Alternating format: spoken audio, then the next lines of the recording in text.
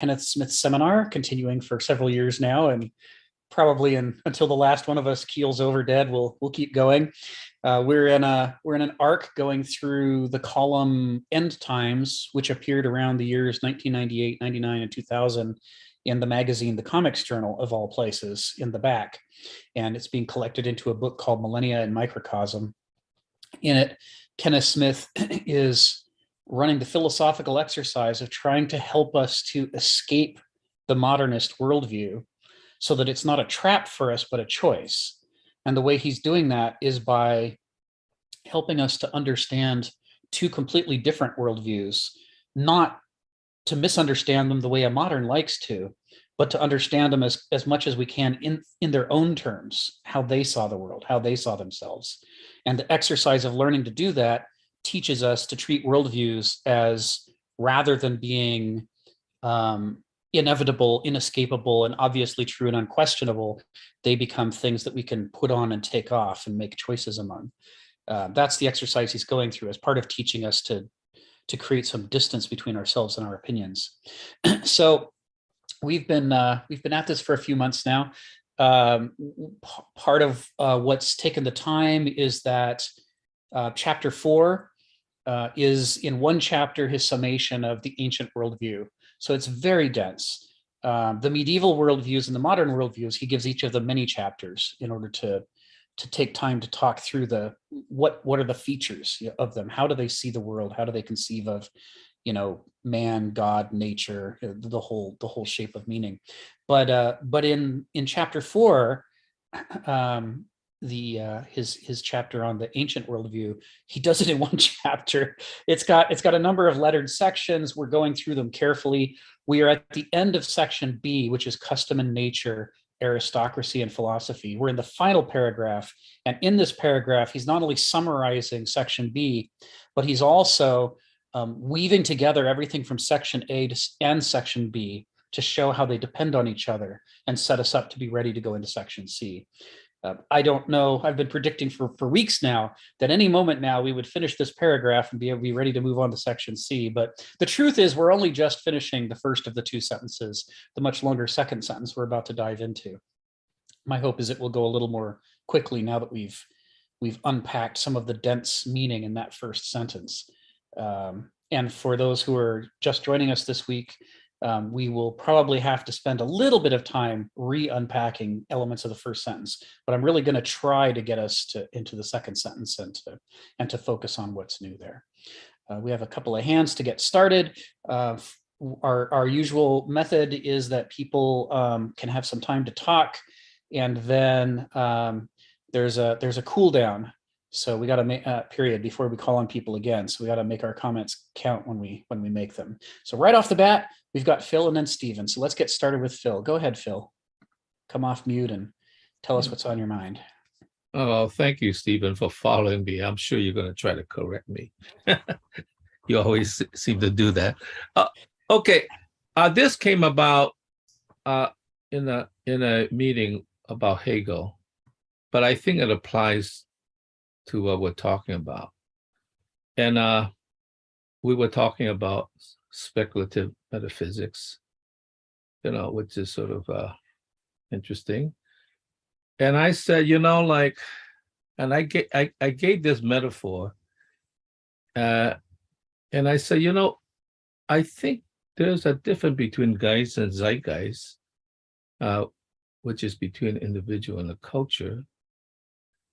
And the difference is that, in a sense, it takes time for the zeitgeist to understand, because you have all sorts of people with different opinions and different degree of understanding and aptitude. So it takes a long time to generate the possibilities. And I gave the metaphor that, during the Chinese Revolution, I think there was a period after 1949 when the Communist Party won, the People's Republic, it was established. And Mao was, of course, the supreme commander, the supreme leader. And one of the things he started out was the Great Leap Forward, 1953, because he wanted to move the revolution forward in terms of some transformation. And of course, he in a sense set the culture back in many ways, because he forced some of the intellectuals to work in the fields, and then they killed the birds because they were eating the seeds and all that. And of course, there was no birds to pick off the insects, and the harvest was terrible, and the production, of the industry was terrible, and many people starved. Maybe 20 million people starved, and it became somewhat evident that Mao was sort of maybe a bit incompetent, and so what the Communist Party did was, in a sense, was to retire him without retiring him, because you can't just, boot him out. And the difference was that there was a difference between, and I think what they saw was there was a difference between a provisionary revolutionary government versus a real government, right? And what happens is that Mao was sort of retired. He realized he was being retired. And so he mounted in 1963 the Cultural Revolution to come back. At that point, it was not just a matter of foolishness. It was a matter of like ego, right? He just wanted to be the leader.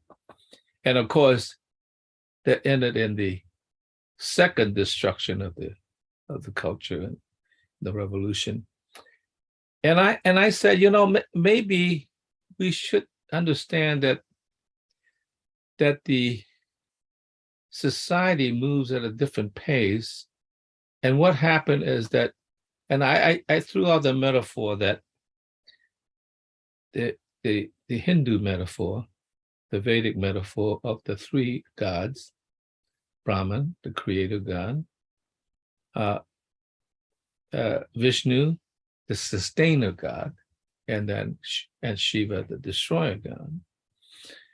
And I said, perhaps, at least in relationship to culture, Shiva was an important figure, because there was periods where you need to sustain what's already been gained, rather than continue revolution and stirring up the pot, because the culture has to catch up to what you gain. And within that, sustaining doesn't mean that there's no transformation. It just becomes speculative metaphysics, right? Rather than ontology. Okay, so I was shocked, and so I gave some thought about it. I was shocked that somebody accused me of being an apologist, right? Because I'm not by any means an apologist in that sense. So I thought about that accusation, and I thought, okay, when you study Greeks, some people said one of the problems with the Greeks, I mean, I shouldn't say a problem. One of the things that the Greeks had to deal with, that some people, is that they still did not have a understanding of the self. Okay, I could understand that. Perhaps they didn't understand the whole self, and that the self was sort of compartmentalized and needs to be gathered into a unity of its own. And I don't believe that. What I said was, I'm thinking in terms of what Heidegger says, is not that they don't know what the self is, because even an animal knows the self. It's just that there is a self within a community, and that what Heidegger was saying was that being is a state of existence in which there's a network of things, of other things, in which you create a relationship with that produces this sort of relationship of entanglement between the self and the others in this dimension of existence. And it seems to me they were struggling more with that, emerging from that into this sort of separate self. And this is what modernity has taken us, that we have separated that relationship.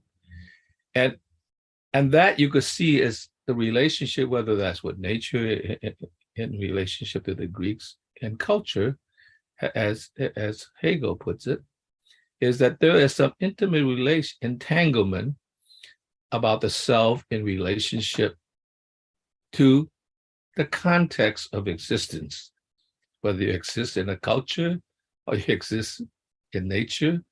And I think by drawing the sharp edge between the self and the other within this context of the whole, then you are separating yourself. And of course, mankind, metaphysical thinking, not speculative metaphysics, metaphysical thinking has a very sharp edge in drawing the line to produce the categories of separation.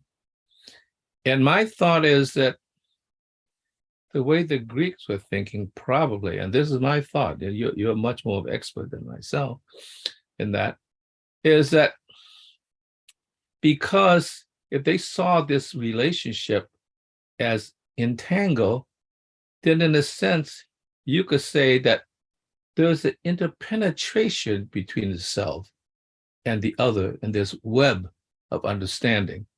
And so that's why it's harder to draw the sharp line like between the self and this web of being.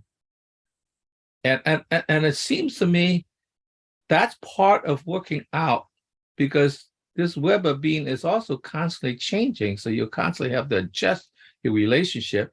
And that to me fits the notion of Vishnu, the sustainer God. It's not that things don't move. They just haven't moved to the point that they has decayed to the point it's time to call on Shiva, the destroyer, so that we could clear the slate for Brahma to recreate. And I think if you look at that, then there's it's interesting how Hegel had wedged a gap. Now, of course, he came before Heidegger, but he wasn't before the Greeks. Wedge a gap between metaphysics and ontology, and in between is speculative metaphysics. And it seems to me, I think that he was sort of in the middle that allow for creativity within a certain limit, but not break out of the system altogether in terms of what it is. And I did not think I was being an apologist No. when I said that. Okay. But apparently, when I said that, it just seemed like, oh, you're against revolution, you're against the creativity. And I just think that there's different pace for individual development as well as the cultural development, you know, because there's a different pace between one's own understanding and the understanding of your relationship with being itself. Yes. So that's my thought. So I thought I put that out because that seems very pertinent to what the Greeks were going through. It does. Thank you, Phil. Yeah, that there are these issues, you know, when we're talking about the nature of what a person can or can't understand about the world, when we're trying to see, you know, how much control does the worldview of your culture have over your ability to see things clearly? You know, it neither has no control nor does it have, you know, perfect control. It's always some kind of shifting partial mismatch. It's an influence. And when you try to draw a boundary line, like you're saying, you find, like Christopher Alexander says when he talks about the nature of living structure, that rather than having crisp lines, you have this interpenetration, very complex boundaries, like river deltas, or the shape of the surf and the sand.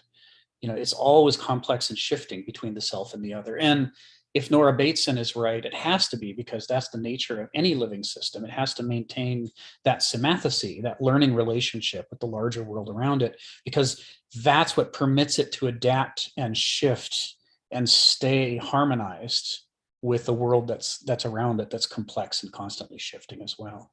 So, the point that you make about the time scales, the different time scales at which the Geist and the Zeitgeist work, is also really important. And when we talk about how each of these epochs in history that Kenneth Smith is writing about goes through organic transformations. First it starts out in the revolutionary character struggling against the previous epoch, trying to explain the defects of the old way of seeing things and doing things, trying to make a promise that it's going to do things differently and explain why and how. During that stage, it's still taking for granted all of the terms and worldview of the old order, which it's pushing against. It needs that in order to define itself, which of course creates the crisis when it wins and starts its rise, in consolidation and purification, in that, the less it thinks about the old world, the more it thinks about itself in its own terms, the more it's changing from the mode in which it had the most persuasiveness when it was defined in opposition, to a mode that it was never prepared for, where there is no opposition, and now it has to be defined in terms of itself. And that's the point where the worldview's degree of symathesy comes to the fore. If it's rigid and brittle as a worldview, then the more it gains power and the more it purifies itself, the more it undercuts its own foundations and begins to fall apart. If it has a high degree of symathesy, if it's very focused on changing itself and paying attention to what's really happening in the world and learning from it, then presumably that central period, that sustaining period, could last longer. But what we see in the three epochs that we have as examples, which of course is paltry compared to, we look back 400,000 years of human existence, and all we can go back is a few thousand years. We just have the tiniest little sampling of what's possible in these epochs. But within these three, the classical, the medieval, and the modern, in all three forms, we see that they claim a high degree of symathesy while having a very low degree of symathesy. Each of them is bound by certain presuppositions and precepts that they are not willing to challenge or question, and their inability to challenge or question them inevitably end up leading to the corruption and the collapse of the epoch. So where does a person fit within these shifting perspectives of any one of these worldviews? It's going to have that similar quality that we see, where some of what makes us up is going to be of the epoch we're in. As moderns, some of our thinking is bound by modernism. But as Kenneth Smith says, more than the two previous epochs, enormous amounts of modernity are undigested shards left over from the previous epochs that it relies on to make sense of itself in these little fragmentary ways that satisfy us. And so for any given person, they're going to have more or less of the medieval or the ancient frames of reference and meaning inside their mind that the net of modernism is trying to rearrange into something that coheres and makes sense. And then, of course, as with any epoch, there is, what does the real world have to say about things that's intruding on the epoch and represents some part of the future that we have to adapt to. And different people are at different levels of sensitivity and willingness to reshape themselves to take that into account. So in every person, you get this complex melange of the previous epochs, the current epoch, and whatever it is that's trying to be born in the future. So I think it's a very good point that you make here, and it's part of why, as Kenneth Smith always says, all philosophy is either existentialist or escapist. And part of what he's trying to say there is, if you actually deal with the complexities of nature as you encounter it, whether it's human nature or cultural nature or, physical nature, the world around us, you are often going to find yourself unable to make nice, tidy, pretty systems of philosophy because there aren't any clean boundaries. There are all of these complexities that don't lend themselves to systematization. Thus, the anti-noetic character of Kenneth Smith's philosophy. So thanks for bringing that up. Stephen, you got your hand up. Go ahead. Yeah, I was just going to say that I suppose I'm starting to understand now this problem of culture and how a leadership relates to most of the population. We're discussing the rankings of society and what goes into the different ranks. Yes. And the way we're taught to think in life is that everything becomes a whole. For example, we're inclined from a naive point of view to say, of a population, everybody's going to grow up and become an adult. But what I seem to have found in many of these ancient cultures is the leadership is calling the people the children. So it seems to be the case that really a lot of older wisdom is saying the vast majority of people in society remain in a childlike stage. For example, the vast majority don't lead. The vast majority desperately want a leader to tell them what to do. Mm-hmm. And yeah, that's my observation. Most people remain children within the society. So the leadership of people that have tackled adulthood to some degree. Okay, that's my point. The other thing is, how'd you go with the chains? Well, we're coming to it. Okay. We're coming to it. I want to give it some real time because the point you've brought up is so good. I don't want to give it short shrift. I have a whole set. I'll have a whole write up on it, and it comes in this second sentence. This is where Gleipnir comes to the fore, and the nature of chains and their weakness. So, bless you for bringing it up. I'm gonna weave it right into this discussion. Thanks, Stephen. Yeah, the point about there's a diremption between the leadership and the population in any of these forms of government. Even Aristotle's much vaunted constitutional republic, which is the good form of democracy, according to his politics. Even in that, the majority of people don't get to vote. So it's always a minority that is in some kind of leadership position and a majority that's not. And they abstracted it by referring to human character, the nature of people internally that determines what kinds of decisions they can or can't make. And that was how they explained the majority and how they behave. But even if you don't subscribe to the ancient worldview, even if you subscribe to the medieval or the modern, it's just the nature of the geometry of a finite human life that any would-be leader never gets the chance to get to know most of the people. They just don't. They don't really know what they want. They don't really know what they need. They don't really know how they work or what their character is actually like. I mean, all of the basis for being able to represent or lead the majority is physically impossible as if you get above a certain size, republic, which is something that Plato and Aristotle fretted about a great deal. It's just the nature of, how much time do we have before we die? We don't have time to get to know people. And so as a result, whenever you have leadership relationships, the leaders are never dealing with the people as they actually exist, because that's impossible. They might know a few people in enough detail to do that, but most of the people they know, they only have the most glancing acquaintance with.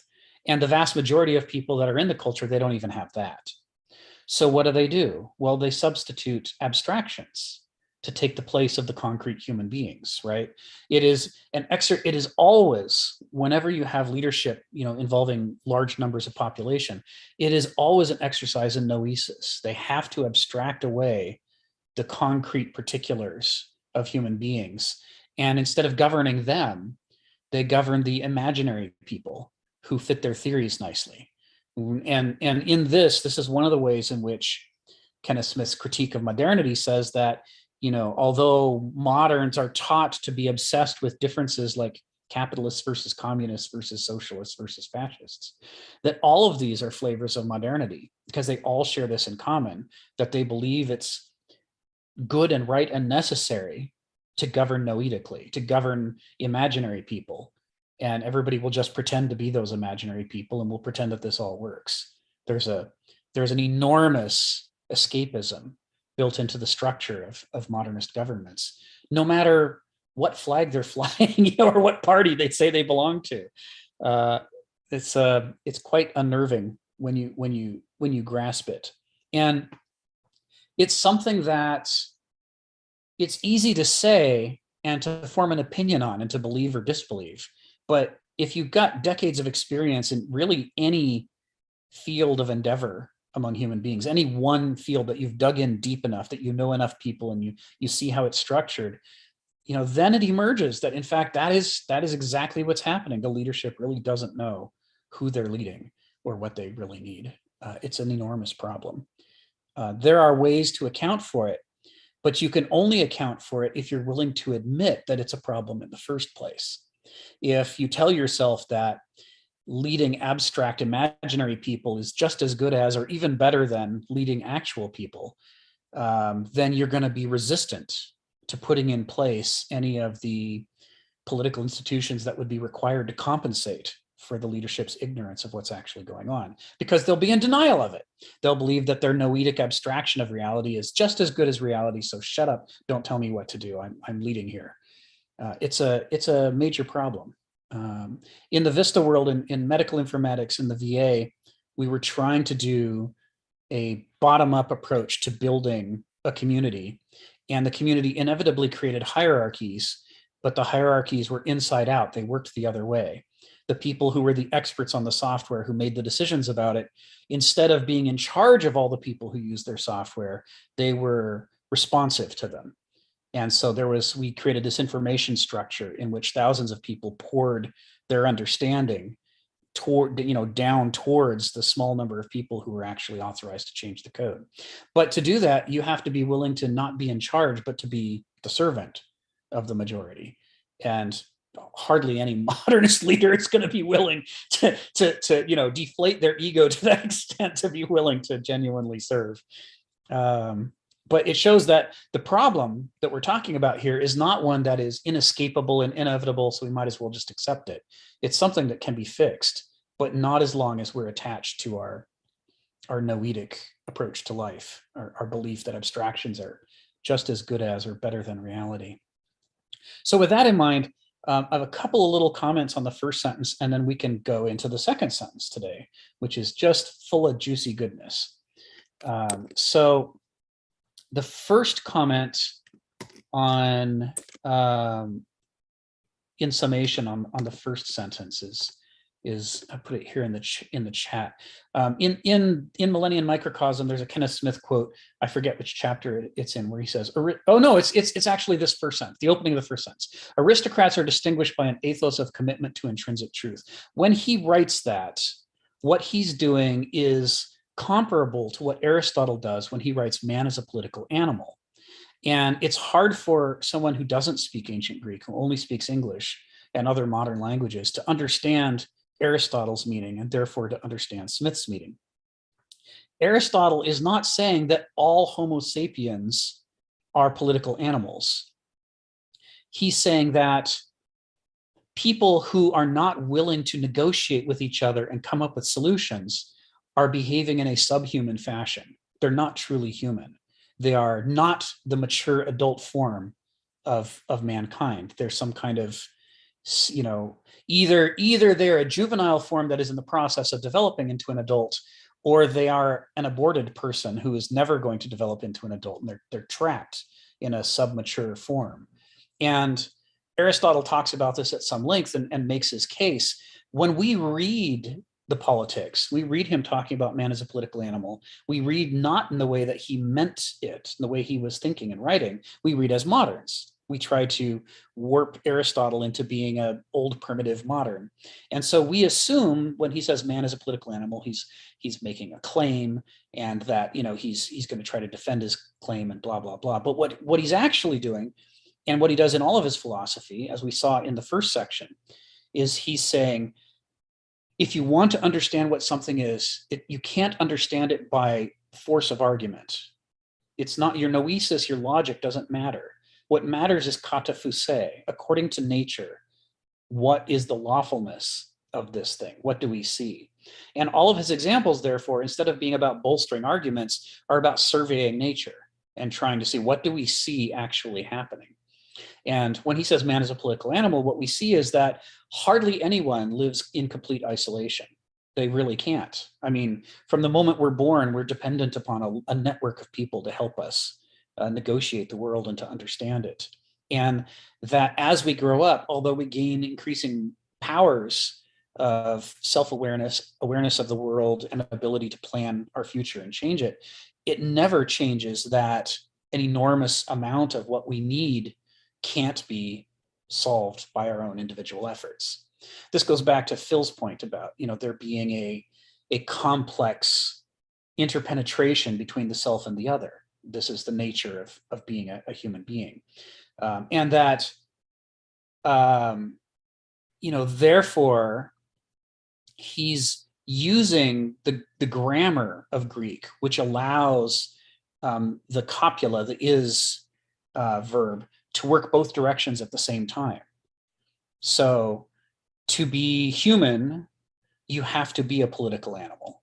When we look in nature at how human societies survive, they survive because they have this political quality that most animals don't have to the level that we have. He's saying a whole range of different sentences that you can make here, including any human being who calls himself a human being but believes they're above politics, or that politics is disgusting, we shouldn't have to talk to each other, is not functioning in a mature adult form. They haven't reached the epitome of development, the acme of development, the arete that's distinctive of Homo sapiens.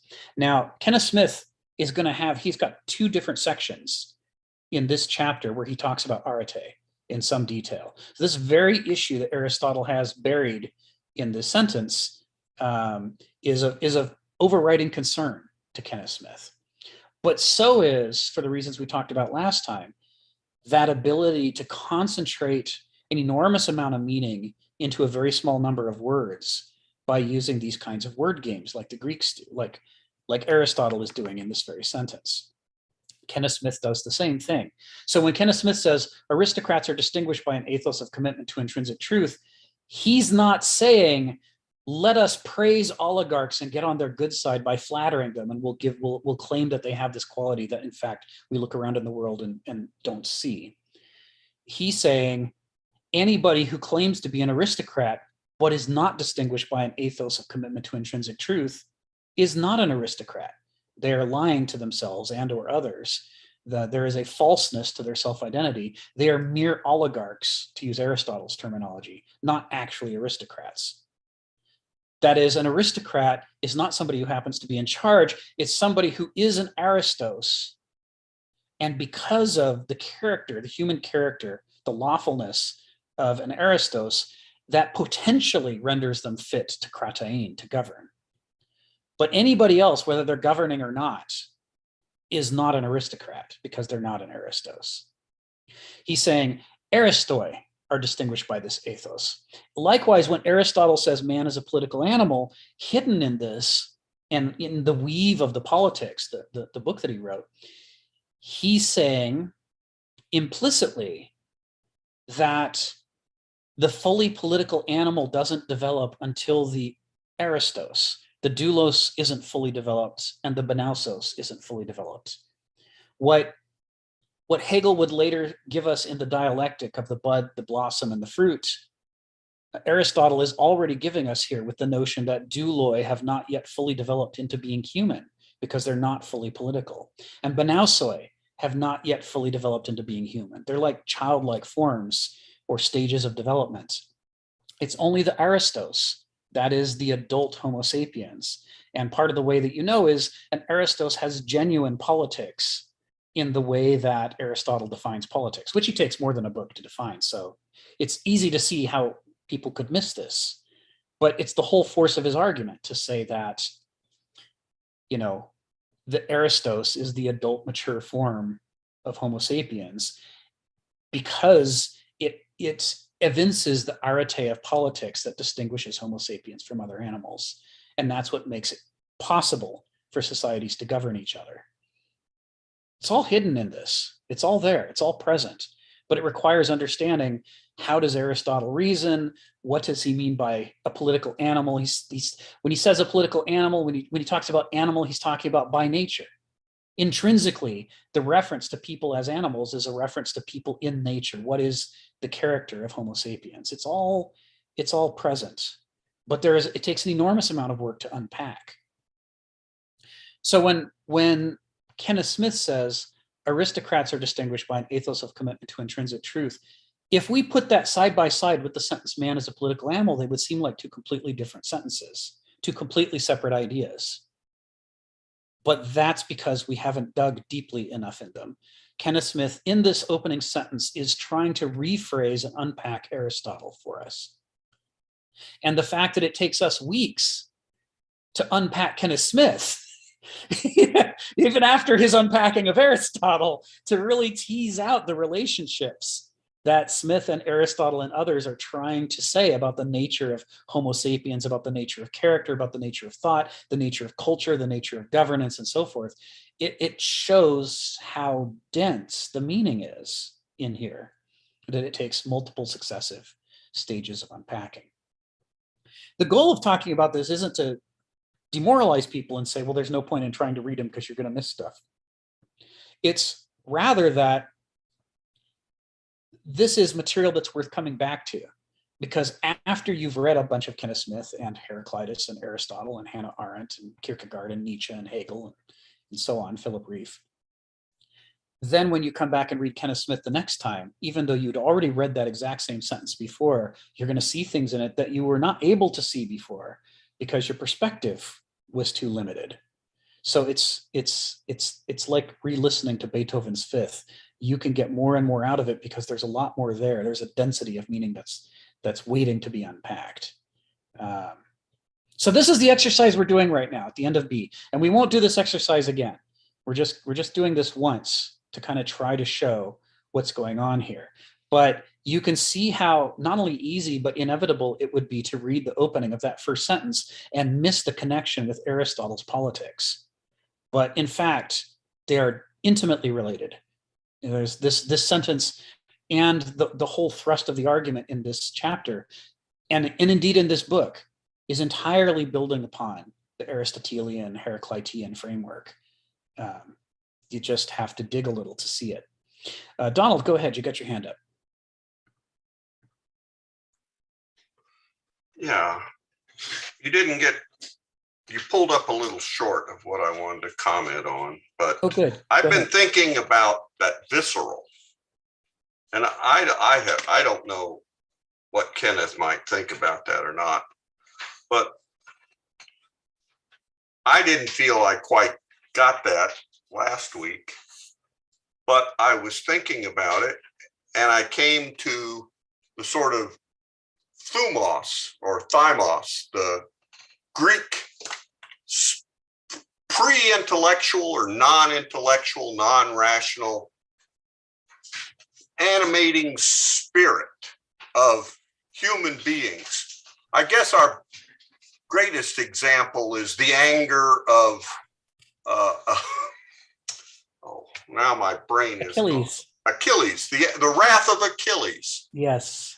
It's almost an external empowering force that, yes. in the way the Greeks did. And you might look here to E.R. Dodds, the Greeks and the Irrational, or something, for how they describe at least the experiencing of these powerful forces, not under the control of their rationality, that animate them. So that's sort of helped me with understanding why visceral is maybe a good word here. And that was all I was wanting to say. Oh, I'm glad you said it. Yeah, this is one of the ways in which Kenneth Smith gets critiqued frequently by academic philosophers, is that he deals with subjectivity as though it is not the scapegoat for all of the world's evils, but in fact is a source of potential virtue, and that it's essential and inevitable, that we need to explore it, that the experiences of life, the sensations of life, our memories, our whole experiential side of our intelligence is contra modernity, which wants to scapegoat it for everything, is in many ways the antidote to much of what's wrong in the modern world, that we need to bring the two back together again to create a whole-mindedness. And so words like visceral are going to pop up over and over in Kenneth Smith, where he's really trying to talk about sub-rational, non-rational, irrational aspects of life that don't lend themselves to analysis and logic, but that nevertheless are prerequisites for being decent human beings. It's a recurring theme. I'm glad you mentioned the wrath of Achilles. There is a recent translation of the Iliad by Caroline Alexander, which is quite good. And she wrote a companion book, The War That Killed Achilles. And the companion book is not a translation. It's just a walkthrough of the story of the Iliad, chapter by chapter, sort of teasing out what are some of the interesting features of it. And then you could also get her, if you want, you can get her translation of the Iliad, which is quite good. But in it, one of the points she tries to make is that, it's not an accident that Homer leads off this epic by saying, sing of the wrath of Achilles, where this entire epic is about wrath. And, you can't understand the Iliad and the story of what happened and why this thing is a tragedy unless you get, why is he angry? And why did the anger manifest the way that it did? Why was it so destructive in the end? It's very interesting. I just, in the time I've been reading it, she's already really educated me beyond the level I had on the Iliad in understanding some of the tragedies involved, and some of the way that the Homeric poets set it up as fated, right? The issue of the Heraclitean issue, that character is fate, is all over the Iliad. I mean, it's everywhere. The ways in which it's not an accident. To a modern reading through, it could look like it's an accident that things worked out the way that they did.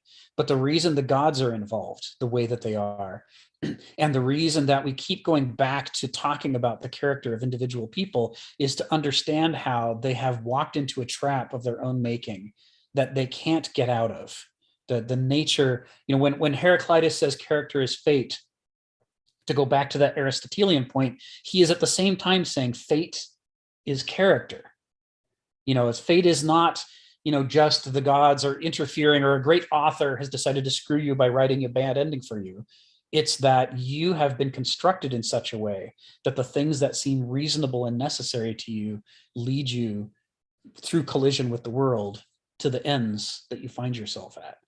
And with that in mind, Caroline Alexander's summation in The War That Killed Achilles and her separate translation of the Iliad do a really good job of underscoring what you just said, Donald. They talk about the wrath of Achilles. They talk about the personality of Agamemnon, the personality of Hector, why they are the way they are, that it's not an accident, and how it gets everybody screwed. And also, she really underscores the way that Homer emphasizes the tragedy by showing how many opportunities there were for things to turn out differently. There were so many chances for it not to end the way that it did. And each time, the character of the people involved caused the course of events to willfully and fatedly turn away from those escapes and just drive toward tragedy. It's really something. And in this, part of what's being explored for us is the example, so that we can look to our own lives and say, to what extent are we co-authors, in screwing ourselves? This isn't the premise that, everything is our own fault and the world around us does not contribute in any way. It's rather the premise of synapshots, like Phil was saying, that there is a deep interpenetration between ourselves and everything else. And that we are basically co-authors wrestling for the pen, if you will, in the story of our lives. Ronald, I see you got your hand up. Why don't you come off mute and tell us what's on your mind? If you're still there. I saw you just went off video, so you might have stepped away. Okay, we'll come back to you. I'll watch for when you come back on video. So Phil, I can call on you at 12:05, so not too long away. And until then, let's go on to the next and final point I've got to make about this opening sentence before we move on to sentence 2. I'll just paste my notes in here. So, we've talked a lot about the tragedy of the Greeks, how they had this keen awareness of the role that nature plays in determining the outcomes of things, that they use this ancient hierarchy that nature is above the gods, that the gods are expressions of different aspects of nature, and that both nature and the gods are above Homo sapiens when it comes to determining how things turn out. And yet, what we see, not only in the corruption of Rome that led to the rise of medieval Christianity, but also even in the Greeks, and not just in the Spartans, who were brutal towards their helots, but even among the Athenians and how they interacted with the other city-states, we see ways in which there is obvious corruption from their ideals toward their actual practice, that they don't live up to their own ideals. And we talked some weeks back about why that might be, that they started out as a dominating colonizer culture who then afterwards needed to rationalize why they deserved to be in charge of the indigenous people of the Peloponnese who they enslaved. They had to say, well, you must have an inferior character that likes to be slaves, and I must have a superior character that likes to rule. But once they got into that rationalization, as they kept working on it, they actually inadvertently developed a whole theory of human character and human nature that stood on its own separately from being a rationalization of the class dynamics that they'd created. And once it was there, writers like Aristotle could use it to critique the class dynamics of the civilization and show how it was failing to live up to its own ideals. Its own theory said it was doing the wrong thing. So, when there are things that are easy to miss in reading Thucydides or Aristotle or what have you, if we don't understand what time they're writing in and what they're trying to do. Both Thucydides and Aristotle, as we've said before, are writing at a time when the classical Greek ideals are falling apart, and Greece, which was united against the Persians, is now falling apart into civil war against each other, which was, of all things, the one thing that more than anything they desperately wanted not to do. They were doing it. And as Hegel says, the owl of Minerva takes flight with the fall of night. It's under circumstances of intense corruption that you get a new generation of philosophers who start to understand. They see the mismatch going on, and it causes them to engage with the material of philosophy in a more intense way because it's personal to them. They're watching the things they grew up caring about falling apart all around them, and they have to try to understand it. Now, they might try to understand it because they're hoping to head it off and stop it from collapsing, or they might be writing because they don't think it can be stopped and they want to explain why and how this all happened as a lesson for other people so they don't make the same mistakes. But either way, there are these powerful, visceral incentives driving philosophers and writers of the late stage of any epoch to philosophize and to try to say, how the hell did we get here? How did it come to this? So in Aristotle's Politics, he lays out the good forms of government and he lays out the bad forms of government, and they're always in pairs. There is the good, or there's the rule by the one good leader, or there is the rule by the one bad leader. The tyranny is the bad form. There is aristocracy which is ruled by the aristoi, or there is oligarchy, which is some other bunch of jerks who claim that they're aristocrats and rule even though they are not in fact aristoi. And then there is the constitutional republic, which stands for something in which the citizens all have a vote because they're all trying to help us drive towards the ideals or principles of the culture. And then there's the democracy, which doesn't stand for anything and turns into mob rule. And in each case, he lays them out quite dispassionately. Well, you read the politics and you don't see anything like what Nietzsche is going to do later. There is no jumping up and down on his points, and mocking the people who disagree with him. Aristotle doesn't do any of that. He just lays it out very calmly. And that calmness leads people to think that the politics is just an abstract dissertation, and that, because he doesn't have any feelings and he's a creature of logic and he's just saying the truth how it is. There's a reason why Aristotle was so influential over the medieval theologians and philosophers. But that would be a misreading. It would be a misreading because Aristotle has seen everything collapse. And how do you feel when everything that you cared about collapsed? You feel angry, right? Aristotle is angry when he's writing these things, but he channels his anger differently from how Nietzsche does. He channels his anger into a dispassionate account. And in that dispassionate account, by saying that this is the good form of the government and this is the bad form of the government for each pair, what he's doing is diagnosing for any Greek who lived at the same time that he did, in a way that's completely unmistakable, how all of the governments that they have fit the bad form. Not one of them fits the ideal form.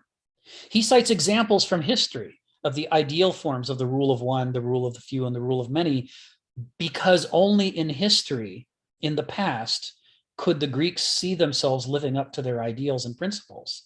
In the present, all of the forms of government that they had around them all fit the example of the bad forms.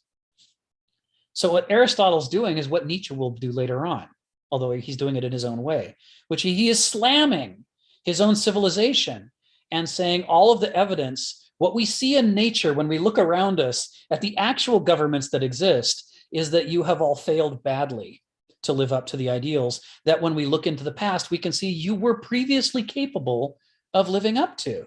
You have fallen from heights. He's accusing, without ever using the word, he is accusing the Greek civilization of his day of being epigonai. That is, they are the shriveled descendants of heroic people, and they no longer can do the things that their nobler ancestors once routinely did. And they should be ashamed of themselves, and they should change themselves. This is the whole argument of the politics. But his approach to doing it is to use logic so that he never has to make that argument. All he does is lay out the examples and leave it to the reader to go, oh God, why are we always on the bad side of this? We suck. We should change, right? This is his argument. But you could go to dozens or hundreds of classes or seminars on Aristotle's politics and not hear one modern explain that that's what Aristotle's up to. Even though every Greek around him at the time would have understood perfectly well what he was up to, because they knew, personally, they knew all these examples that he cited. They knew that all of the contemporary governments were the bad ones. We don't know that. We lack the information because we weren't there at the time. And so we read it and we think it's this dispassionate argument. We completely misunderstand the purpose. In fact, we get it not just a little wrong, we get it 180 degrees wrong. We think that his point is dispassionate observation when in fact his point is passionate. It's just expressed that way so that he doesn't have to be angry. He makes his contemporary Greek readers angry when they think about the facts. But since we don't have the facts, we don't get the emotional reaction he was going for. All right, you see the same thing in Thucydides. If you read the history of the Peloponnesian War, Thucydides gives example after example of people giving noble speeches of their ideals in negotiations, trying to head off war. And in case after case, it falls on deaf ears. There's an example, can't remember if I cited it before, if we're going to get to it later, where the Athenians are about to destroy a city-state for not going along with them. And they have a debate that Thucydides writes for them, in which I think it's Melos, the Malians, I can't remember, who from the walls are laying out the Greek ideals of how politics are supposed to work and the consent of the governed and blah, blah, blah. And what he has the Athenians respond is just devastating, because all the things the Malians have said are things that Athenians have previously said, famously on noted occasions. Any reader of ancient Greece who was reading Thucydides' work couldn't fail to hear that the words coming out of the mouths of the Malians had previously been said by earlier generations of Athenians. But instead, the Athenians at the gates say, we hear all that, but we're stronger than you are, and we're going to kick your ass because we can.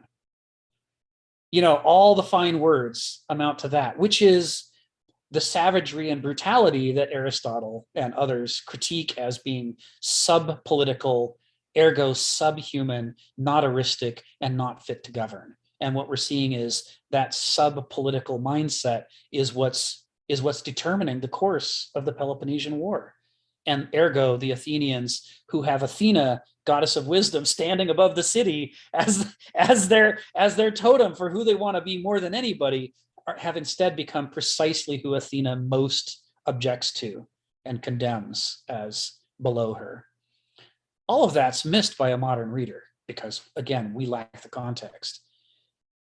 So the trick in this entire book that Kenneth Smith is writing is to try to teach us the background so that we can learn to read these statements the way that they were meant and get the meanings that were intended, instead of walking away with meanings that are 180 degrees wrong while thinking that we're 100% right.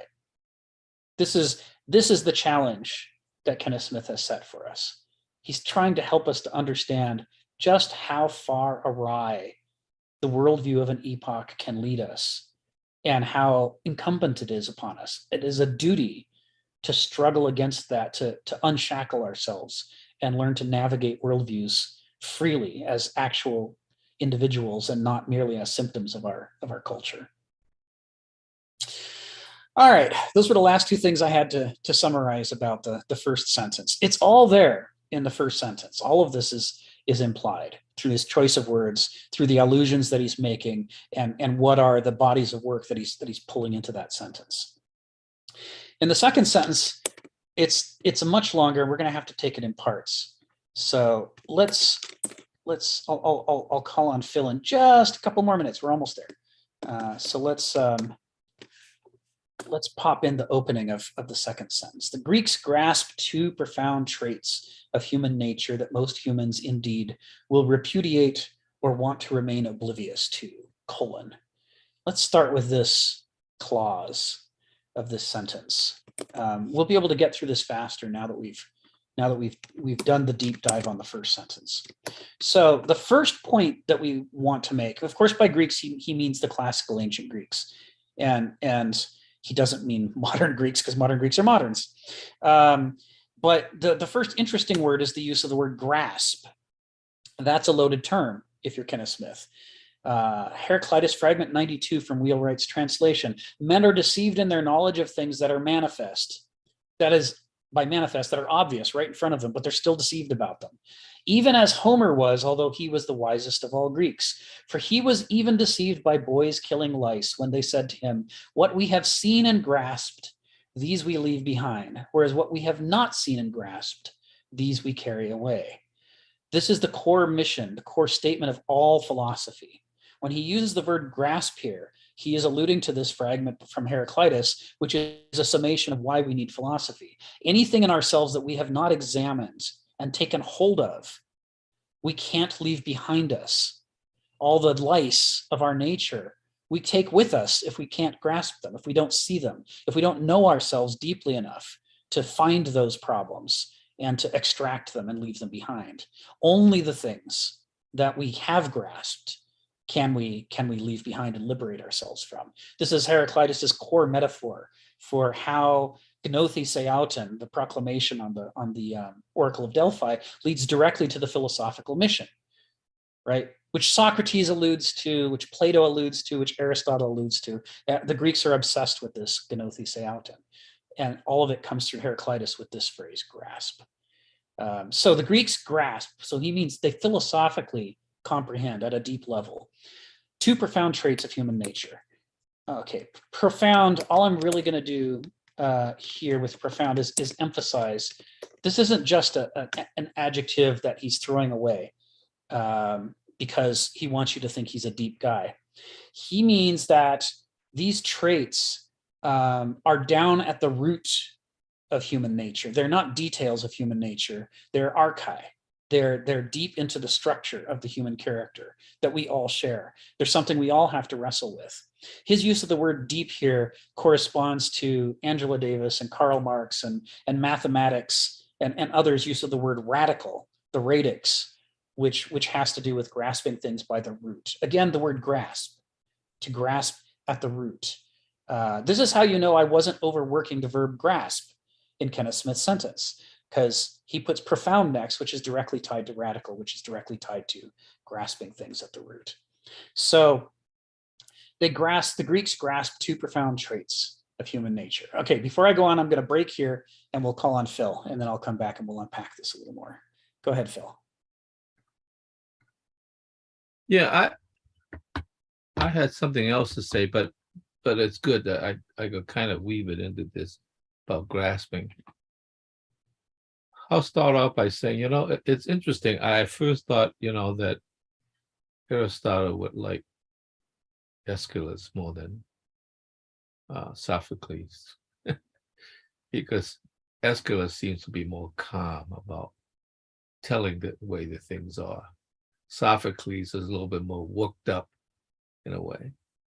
But now I kind of changed my mind in a sense, because it seems like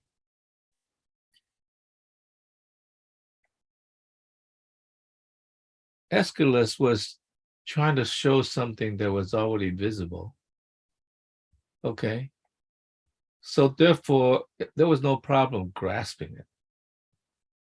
Whereas Sophocles was exposing the invisible for you to grasp. And so that is the more important part that's interesting. And this will lead into what I was asking, because when you were talking about the Aristotle as one who seeks truth, and that somehow, the way you said it almost leads that if he's an Aristotle, he necessarily must move into politics because there's that relationship. I have my doubts about that coupling. The reason is that we may desire to be Aristotle, but because we are finite beings, all we could do is reach toward and never really totally grasp what is beyond. So even the so-called Aristotle is not Aristotle. He's incapable. None of us are. I thought, I mentioned this thing when I was going to, I was asked to apply for a job at Morehouse College, and I thought about it. And the reason I didn't go was because I did not want to, unbeknownst to me, become a neo-colonialist, because I did not feel that I had the competency to grasp the Black culture in which I would have authority in. And so now, if I was a bit more arrogant, I know what I know. I suppose I could say, I could adapt. There's no problem. And so therefore, I think the problem is when you're dealing with yourself, that's not a problem. But when you're dealing with a public to which you have authority over, then it seems to me you affect a situation that's beyond yourself, which is to some degree, how should I say, beyond what you should do. Because I think when you make a mistake to yourself, suck it up, you made a mistake. You learn from that mistake, whatever it is. Okay. And because we are always open to moving on, evolving, and all that, that's fine. I'm not sure when you're dealing with the public, first of all, it would hurt a lot of people if you made a mistake. And second of all, I'm not sure whether they would evolve from your mistake that you make. So that's a problem, which means that the best you could do is maybe you can't be a tyrant. The best thing maybe is an oligarchy in which it's a council of people could say, oh, no, that's a mistake, right? That's a mistake. Of course, they're all imperfect, but at least they have some check on each other to a certain degree, because the supreme leader is well, not only are you afraid to tell the supreme leader because it's off of your head, but also because if he really knows that everything is fine, it's great, but we know nobody knows.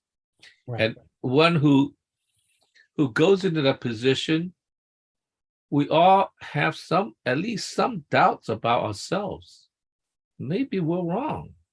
You know what I mean? It's like, and that's the only reason why we would reach and develop into the future, because we want to be more right than we are now. So the fact that there is a kind of funny loop, that means that even if you're Aristoi, you are also not fit to rule. Right. So we're kind of stuck. We're kind of stuck in a way that the best you could do is to mediate those mistakes by having at least some other to say, and then you could say, come to think of it, maybe I am wrong. You know what I mean? It's like, so at least a group of imperfect people, somebody might have at least a different idea. So you have some diversity to bat the thing around and say, maybe so. Right. And that will reduce the mistake, but it would not eliminate it. Yeah, exactly.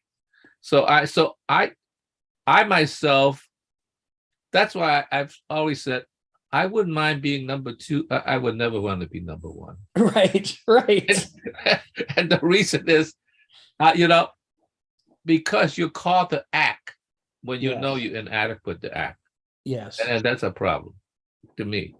So there's a funny paradox there that you have to work through. Thank you, Phil. Yeah, that's exactly right. And, I'm always careful in the way I word this. I don't say Aristoi are fit to govern. I say Aristoi have the potential to be fit to govern. And the thing that gives them the potential is that to be an Aristos is to see yourself as a fool and as finite and incomplete in an infinite universe, to know that you're a great miasmic cloud of errors, and that, you need to govern in a way that focuses on the fact that you're going to make all these mistakes, and that you need people watching and helping to identify the mistakes and helping you to deal with them. Because the problem with a doulos or a banausos is that they can become so cocksure that they're right, that they will want to create a form of government in which nobody tells them they're wrong. So that whole emperor has no clothes, fable is a description of what it's like when a doulos or a banausos governs. They don't want people to point out their problems. And that desire to be considered fit when they're not fit is what makes them unfit more than anything. An Aristos could be wrong in every other way, but to be an Aristos, the one quality that they have is they know their unfitness.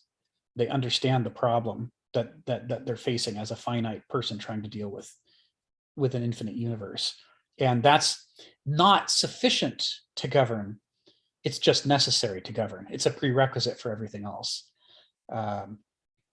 It's certainly possible to be an Aristos, and yet absolutely you should not govern or be part of a council of governing, because you're a broken Aristos. You may know that you have errors, but still be unable to get them under control enough to be not a hazard to everybody around you.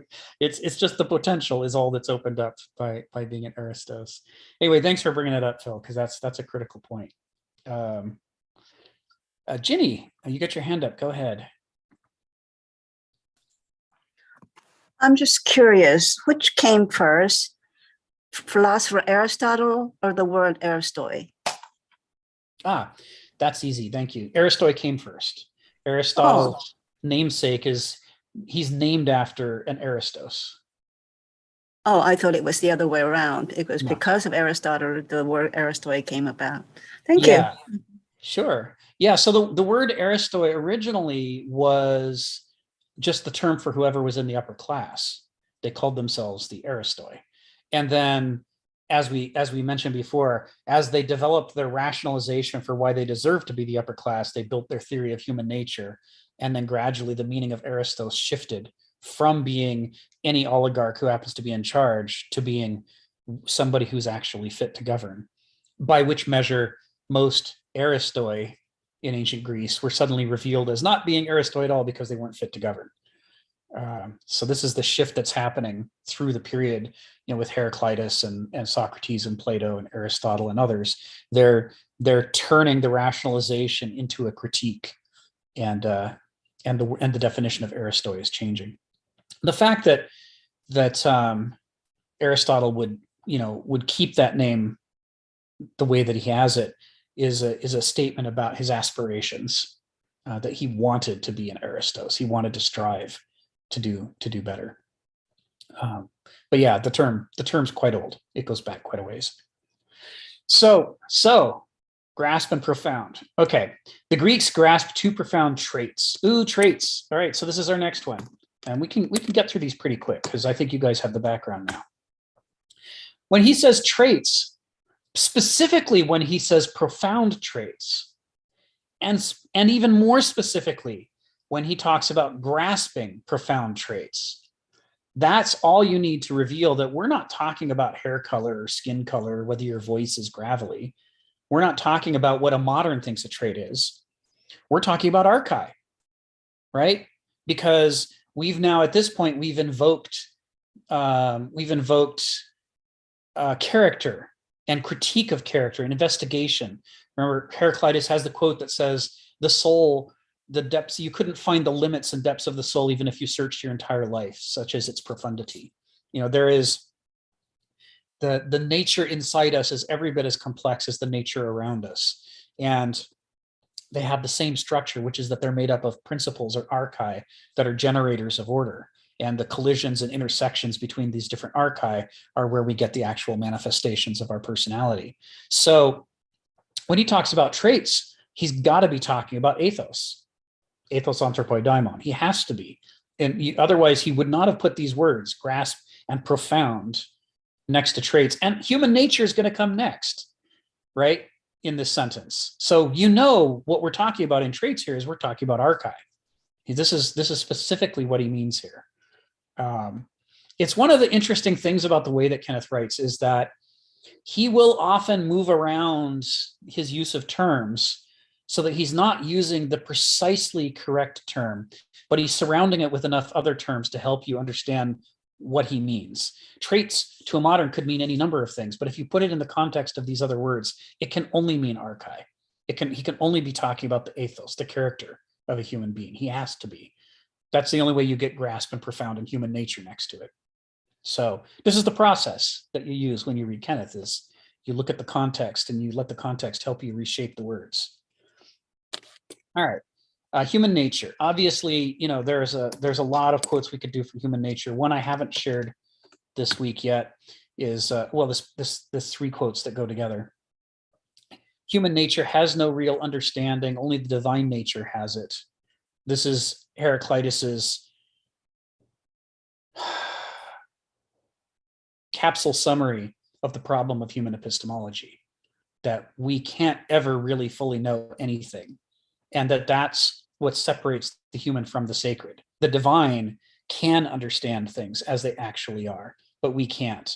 We're always looking through the filters of our culture and our character type and our modes of thinking. And then the other quote, which it's in parens because Wheelwright wasn't sure if it's authentic, but if it's not authentic, it at least is something that Heraclitus meant, which is that man is not rational, only what encompasses him is intelligence. And what I like about this one is that it includes not only the divine, but the natural as well. Nature, both of the levels above us, the sacred level and the natural level, both have a logos that's a real logos, uppercase L logos, real understanding. All we have is the lowercase L logos, which is our attempts to navigate the warpages of the mirrors and lenses of our worldview and try to get some kind of approximation of reality. And then finally, what is divine escapes men's notice because of their incredulity. That is, the sacred truths to which we are exposed in our life, we don't even notice them because we can't believe that that's the way the world works. And specifically, the reason we can't believe that that's the way the world works is because we believe we already know how the world works, and it works differently than the way that it actually works in our private intelligence. And so as a result, we look at things and we mat out the truth and we lay on top of it an overlay of the falsehoods that we believe. And that's how we misperceive what's going on around us. All of this is direct references to human nature, and all of this therefore is pulled into this quote. And if you think I'm overdoing the Heraclitus, again, he started a whole book on Heraclitus, just on Heraclitus. And in fact, it was going to be several books on Heraclitus and his aphorisms. So, he keeps this just as close at hand as I do. So the Greeks grasped two profound traits of human nature. So we're talking about the character of Homo sapiens, and we're talking about mapping its archive. What are the formative principles that cause that create the variety of possible human beings? And the Greeks grasped something about that. And what they grasp is that most humans, these things that they grasp, these two traits, are things that most humans indeed will repudiate or want to remain oblivious to. So let's start with repudiate. Repudiate, right? And in repudiation, this is one of the techniques by which people push away the truth and hang on to their falsehoods. They do it by proving, right? Either simply denying as taboo, or proving that the truth can't possibly be true. Because after all, if you accept these false premises that we all accept, then logic demonstrates that that truth can't actually be true. And so nature isn't the way that it actually is. This is how the intellectual or academic, how the logical person wields their logic to ensure that they remain insulated from reality. This is what Hannah Arendt's talking about in The Origins of Totalitarianism, when she says that Nazism and Stalinism and Maoism, all these other intense forms of dystopia in the modernist guise, are all characterized not by irrationality, but by rationality. They're characterized not by bigotry or stupidity, they're characterized by intelligence and logic. And the thing, in fact, that characterizes them is their refusal to let go of the logic, no matter how much evidence comes about that seems to disprove the premises of the logic. The totalitarian will insist on sticking with the noesis, with the logic.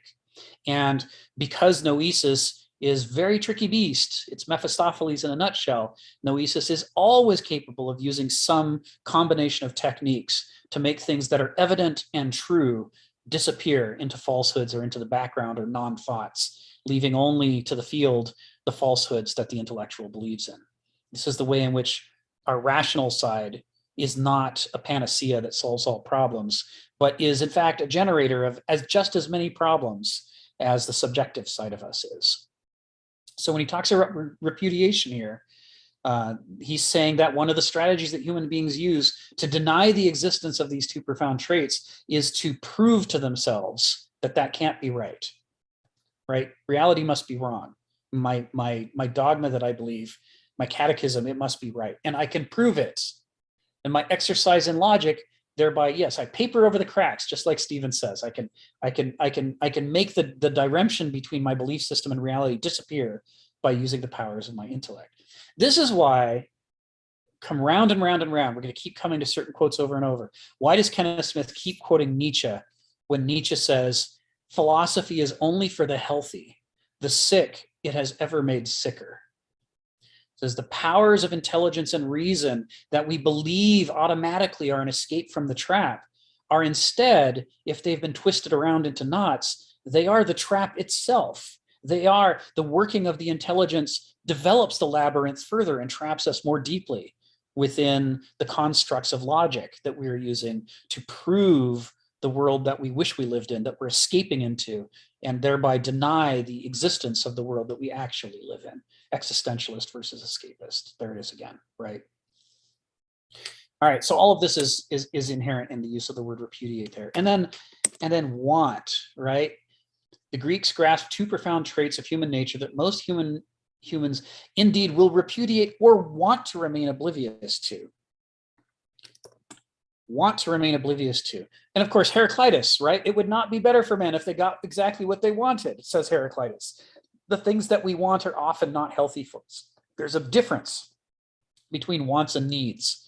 But the more that we worship our wants, the more we end up chasing things that make us sick, that are bad for us. For example, if we want to remain oblivious to, if we don't want to become conscious of these traits because they violate our understanding of what human beings are like, then those desires in us will drive us away from the truth and into falsehood. This is what he's saying here. And so when we talk about repudiation, we're talking about logic and intellect, we talk about desire and want, we're now talking about gnosis in its naive form. We're talking about Begriff on the one hand and Verstand on the other. These are the basal metabolic faculties of the mind that Hegel diagnoses in the structure of human character. So Kenneth is evoking both of Hegel's basic metabolic functions and saying that one way or the other, Homo sapiens will struggle to remain oblivious to, or to put into the discard pile through proof, the existence of these two traits. Now, if you read this sentence without the diagnosis we just did, if you just read it like a modern would read it, he doesn't seem to be invoking all of this big, deep stuff. But the more Kenneth Smith you read, the more you start to pick up his use of language and his use of allusions, and you start to see what's on his mind when he writes a sentence like this. And indeed, the more that you see how much is at stake for Kenneth when he writes something like this, the more you can see why he writes in the difficult style that he does. He's trying to give us clues to get off the rail of our modernist misreadings. He's trying to trip us up and give us the evidence we need to go looking to say, well, what a strange way to put that. Why would he say it that way? And then we say, oh, we've got a pair of things here. This corresponds to Hegel. He's saying it is in our character as a species to have these natural ways of reflexively suppressing the parts of reality we don't want to see. So when he says, and this is what's buried in here, when he says the Greeks grasped this, he's saying, just like Aristotle, he's saying kataphusei, according to nature, the human nature that Hegel has written about based on the Greeks. What we see in the world is we witness people over and over and over suppressing these truths about themselves. It must be our nature to do that. We must be fated. All else being equal, if we don't do something to overcome it, we must be fated to misread our own nature in these ways. That's what he's saying here. So I'm just going to throw the last two bits of this phrase out, and then I'll call on Donald. The last two bits of this phrase are remain oblivious to, right? Because we've talked about this before. We're talking about the faculty of the mind that we take for granted and don't study, which is nescience. Nescience is the ability to remain oblivious to something. It's the ability to suppress something from our understanding, to not know something that we don't want to know. And what it does is it creates in our worldview lacunae. It creates parts of the text of the description of reality that are missing. But because of the way worldviews seal up lacunae, the worldview doesn't seem to have lacunae. It seems to be complete. And the only way we could possibly figure out that we had consciously and unconsciously, that we had actively interfered with our own perceptions of reality to hide things from it. The only way we could know, because of the closure effect by which lacunae are hidden in a worldview, would be to rigorously compare that worldview to reality, compare the evidence over and over, kataphusei. What do we actually see in the world? And does that match point by point with our worldview? It's that rigorous, difficult, strenuous, unpleasant task is the only way in which you can reveal, hey, my worldview seemed to make sense and explain everything, and yet here are all these things that when I do this rigorously and I don't allow myself to suppress them, my worldview can't explain. How have I not noticed this before when it's been around me my entire life? It's only those sorts of questions that lead you to the point where you can start to say, oh, I must be actively participating in hiding this stuff from myself. It's the only explanation for how you can look right at it and not see it, right?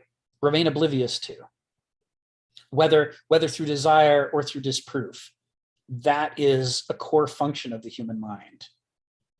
And then the last bit to wrap up this first clause is the summation, which is that we either unsee these two traits or we see them only long enough to prove that they're bad and prove that they're wrong and rationalize them away. So they're either invisible or they're in the discard pile. And these are the results of the twin functions of Begriff, which just unsees things it doesn't want to see, or Verstand, which creates a discard pile of falsehoods that it shoves parts of reality into in order to prove that reality isn't real, and that what's real, therefore, is our worldview and our catechism and our ideology. That must be the real truth, not that ugly reality full of its messy facts. Okay, Donald, go ahead. Come off mute. On wants, there is a modern variant that Kenneth also likes from H.L. Mencken. It would be better if men got what they want, good and hard.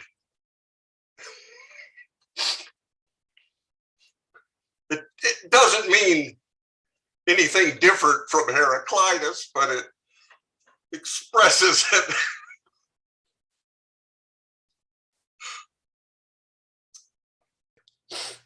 Yes, quite. That's a great Mencken quote. Yes, the earnestness of philosophy really needs a breath of fresh air from someone like Mencken for time to go, oh no, they should definitely get it good and hard. Let them have exactly what they want. Won't that be great? Yeah. Thank you. Yeah. Kenneth likes to do a lot of quotes of curmudgeons, cranky moderns, and what they have to say about human beings. That's why he quotes Oscar Wilde all the time. He quotes Mencken all the time. All these guys who are like needling society like Socrates did and deflating egos. Kenneth loves those guys. Who's another one? If these bones could sing, sing, O Baron. Edward Dahlberg is another one who writes real sarcastic observations about moderns and human nature, and Kenneth loves to quote them too, because at some point you have to laugh. It's too painful to remain relentlessly dour and earnest about all the time, just like the way that surgeons crack jokes about medicine. They try not to do it around patients or their families, but they have to do it because they're literally taking knives and cutting people open. It's a horrible thing they're doing. And, sure, the goal is to lead to healing, but they're human, which means they're going to screw up sometimes, which means in the pursuit of saving people, there's a certain number of people who would have recovered who they're going to kill. It's horrible, but it's the only way forward. So, they got to learn to have a sense of humor about it, but to, try not to say it out where they'll alarm everybody. This is how philosophers get. It's why Kenneth Smith's model philosopher is not a dour, sober, humorless person. He likes Nietzsche a lot, and he likes all of the model philosophers who were known for laughing uproariously. Says you gotta bring the full faculty of human subjectivity to making this bearable and to help crack open the brittle, icy, shells of noesis. James, go ahead. Come off mute. So does that mean that Hegel is maybe too, idealistic, or too putting too much faith in his dialectic, and that it leads to this absolute? Yeah, Whereas in Sartre, you have a more of a maybe in that Nietzschean tradition of, we always want to be, our ultimate aim is we want to be God, Right. and he puts that out there explicitly. If you like sugar, or you're fixated on something, and you are habitually fixated on something, ultimately what you really want is to be God. Yes. But it's a useless passion, and that's the absurdity, right? Yeah, exactly. And Nietzsche says that very clearly too. The when he talks about the will to power, he's not only talking about the fact that we have this will, which he's drawing out of Hegel, but that it leads to stupidity. It doesn't just lead to power. The more power we build up for ourselves, on the one hand, great, we can start to influence our future to make things better. But on the other hand, we get dumber. And so we start misusing our power as we develop it. And the fact that these go hand in hand, you want to quote Poco, right? We've met the enemy and he is us. You want to quote Calvin and Hobbes, you really just need to invoke some humor and say, there is something bitterly funny about the human condition, that we are somehow trying to manufacture a desire for, a taste for, and a struggle for wisdom in an animal whose two basic metabolic functions are both such powerful drivers into foolishness. And at first it seems like a quixotic quest, right? How on earth are we supposed to turn these two forms of foolishness in the direction of wisdom? But that's where Hegel's examination of the dialectic is so interesting. When we see the way in which begriff doesn't only lead to more begriff, but also leads to the rejection of begriff, the recognition of its flaws, and the desire to push away from those flaws and make something better, we see that it's not a contra-natural activity to fight against our parochialism. The parochialism itself is enough to create dissatisfaction with itself. And granted, people are going to make a choice between the easy road and the hard road. And the easy road is to stay in the parochial experience. But it is natural that not all of us do that. Some of us are characterologically structured in such a way, we have the right combination of archi, that part of us cannot remain satisfied naturally by nature. Kata Fusei cannot remain satisfied within the womb of begriff. And so we push off and develop our Verstand, not just as a prosthesis for our begriff, but as an alternative mode of life and character. The fact that happens, on the one hand, is promising. On the second hand, the fact that it merely substitutes a new dimension of foolishness for the original dimension we're born into might seem to be one of those frustrating, oh, well, I guess there's no hope moments, right? It's like from foolishness to foolishness. But as Hegel says, the same thing that happens to begriff happens again for a minority of people. If their characters happens to be structured this way, it happens with Verstand as well. That Verstand, to those with the right taste that is given to them by their character, will become dissatisfied with Verstand. Verstand's flaws will become more and more apparent to them for the time. And as they negate that, as they reject it and push away from it, they have the potential that just naturally is present to develop in the direction of Vernunft, the heuristic direction. And this is, along with the traps of the doulos and the banausos, the possibility of the Aristos, Hegel is saying, is also natural. It's also in our character. Just like when we're first born, we have little to no Verstand, and we're almost entirely begriff, and Verstand has to develop second. It doesn't change the fact that the capacity for Verstand is built into us. Otherwise, we would never do that. It's in our character to be able to grow that way. And so even though it's not the first faculty we have, this is like many other things that develop, like the changes in our height or our weight or the structure of our teeth or the sutures in our skull. There are things that we are an animal that goes through stages. And although all animals do, there's been some interesting exploration of the evolution of Homo sapiens as partially being the development of more stages of development that are discrete from each other than most animals have. We keep adding through our evolution, we keep adding intermediate stages that lead to new unfoldings of order. And so the development of Verstand, the development of the Banausos, is an unfolding of a new stage of order. But even though it's not present at first, the capacity for it and the need for it or drive for it is present.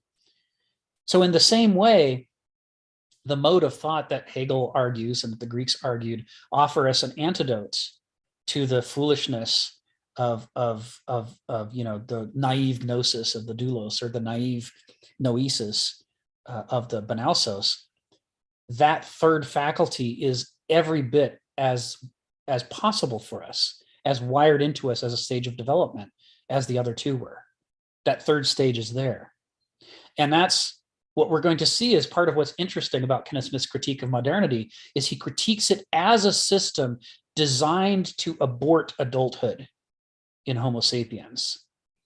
Everything about the structure of modernity is designed to cut off or amputate that third stage of development and make sure that as few as possible get there, and the ones that do are punished relentlessly so that they can't function. It is a way of describing modernity that modernity itself could never come up with, because it's not possible as an understanding within the modern worldview. But when we look at the ancient worldview, and even as we'll see when we look at the medieval worldview, we can see how they leave the door open to an understanding that there is a third stage of development we're supposed to go through to grow up as Homo sapiens. So all of this is built into this. So let's go to the next. We're actually making good progress. Let's go to the next clause. I'll pop this in here. The Greeks grasped that mendacity and self-delusion are the conditions naturally preferred by most human beings. They grasped that mendacity and self-delusion are the conditions naturally preferred by most human beings. Now, again, if we haven't been following the argument of this book up until now, or if we don't like that argument and we reject it, then we can treat this clause as a mere claim. He's just saying that because he's a pessimist. He doesn't like people.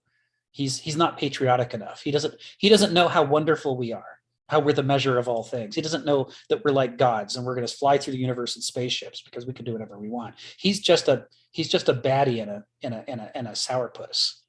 This is the natural reaction of a modern to reading a sentence like this, assuming they understand any part of it, that it's a claim. But Kenneth Smith is trying to do what Aristotle does. He's trying to write kata fusei. He has laid out the case for us about how does nature work? Why is nature becoming? Why is nature a source of intrinsic truth? Why is kata fusei binding upon us? And then when we turn from the nature around us to the nature inside us, what do we see in our behavior? What do we see in the development of the dialectic of the structure of thinking and the structure of human personality? Why are we shaped the way that we are? Why do we generate the cultures we do? If we can see those things, and if we really understand them, what we're seeing in the world, then we'll understand that mendacity and self-delusion have to be the conditions naturally preferred by most human beings, because it's what we're born into. The native state that we're born into is a state in which our personal experience is so overwhelming that we are synonymous with our experience. That's begriff, right? The live wire state of an infant, and it can develop into a adult form, the dualic form, but that dualic form has only developed additional powers in order to reinforce itself. The Verstand that it's developed has been bent back into douleia, into begriff, right? Their use of analysis is only to allow them to function in a world that's so noetic as our world, but is still driven towards their desires and wants and the reaffirmation of their experience as being reality itself. This is the parochialism that is critiqued by Socrates, right? When he talks about cosmopolitos, he says we should grow beyond the polis and we should make the cosmos our polis. That is an appeal to escaping the parochialism of the begriff dualic state. So if we know that that's how Duleia works, if we know that that's how begriff works, if we understand its core principles, then we wouldn't be demoralized or frustrated or angered if Kenneth Smith claims, for example, that douloi, because of their focus on begriff, are naturally preferring mendacity and self-delusion. The mendacity and self-delusion is things that are not consonant with their parochial experience, they suppress. Things that they don't like, they suppress. Everything is focused towards pleasing themselves, because that's the way that begriff functions. Likewise, Banalsea, Verstand. If we followed the argument so far, then we understand that it's not a claim that a banalsos would behave this way. It is the natural state of a banalsos to abstract from reality. Abstraction is a form of mendacity. You lie to yourself by suppressing the messy, ugly details of the cosmos, and you replace them with facts that you've chosen. And you've chose the facts not in order to be representative of the truth, but in order to satisfy the logic of the ideology that you subscribe to. All noesis is a form of patterning in which you're looking for ways to strengthen the pattern. And the pattern is not reality, it's your ideology that you subscribe to, it's your logic. And that's going to make you prefer to notice the things in reality that have nice little plug-in slots in the mechanism of your logic and make your logic seem to be stronger. And the inexplicable things, the things you look at reality and they're anomalies, they don't seem to fit anywhere in your theory, they're easy not to notice because you don't have a good explanation for them. And they're easy to forget because they don't have a home in the house of memory that you're constructing for yourself using your Verstand. And so naturally, the details of reality just fall out of the hands of an intellectual. And all that they're left with are the facts that satisfy their theories and their logic. That's just what Verstand does. This isn't a claim. Anybody who has ever lived an intellectual life, if they turn their critical faculties away from the other political parties and the people they don't like and turn them on themselves, you're going to witness this every day in your own life. It's a relentless function of Verstand. It's everywhere. It's katafuse. Once you have developed the courage and self-criticism to be comfortable analyzing yourself this way, you'll begin to see it everywhere. All the things that your brain just drops away because I don't have a place for that. It's anomalous, so I forget it. Or I look at the world and I see the things that I'm interested in. And why am I interested in them? Because they make sense to me. I'm passionate about them and they have a place in my theory. And all the things in the world in between, if I force myself to look between the things I care about and say, well, what's that? You watch the way that your brain squirms out of the way and goes, that's not a thing, that's a space between two things. I can just ignore that. Or I don't know what that is. But I know what that is over there to the right. I know what that is to the left. So those are the real things. And that thing I'm not sure about, I can't even really think about it, so I forget it. I do this every day. I'm doing it right now, right? Once you develop the taste for it, you'll notice it. So it is natural for Verstand to do this. It's katafuse to say that mendacity and self-delusion is the natural condition that it leads towards. It's just that instead of a parochial, rich, concrete form of mendacity and self-delusion, it is a universalizing, abstract, systematizing form of mendacity and self-delusion. Both of these things please themselves. I mean, they're self-pleasing systems of relating to the larger world. What neither of these really likes to do, except on things that don't matter to them, is to confront the ways in which their own modes of thought are in the way, and make them shy away from the very parts of reality that could help prove to them that their worldview is limited and in fact a big problem. The splinter in the eye. That's right, Stephen. It's one of my favorite of the lines of Jesus, is when he talks about, why are you focusing on the mote in your neighbor's eye when you have a great big fat beam in your own? And the answer is, well, my worldview is such that I prefer to scapegoat others. I prefer not to take responsibility for things myself. As a result, any slight imperfection in others is of great interest to me. Boy, does it just stand out from the background. But the huge beams in my own eye, I not only have no interest in them, I have an anti-interest in them. I have a powerful motivation not to notice them because I don't get any satisfaction from criticizing myself. And ergo, I can make the most huge blundering mistakes, not see them, only see the consequences, and then just blame those on others. It's really easy to do. It's the amount of rewriting and refactoring that Begriff and Verstand can do is all around us every day. You can read it in the newspaper, you can see it in a TV show, you can see it in the mirror if you look.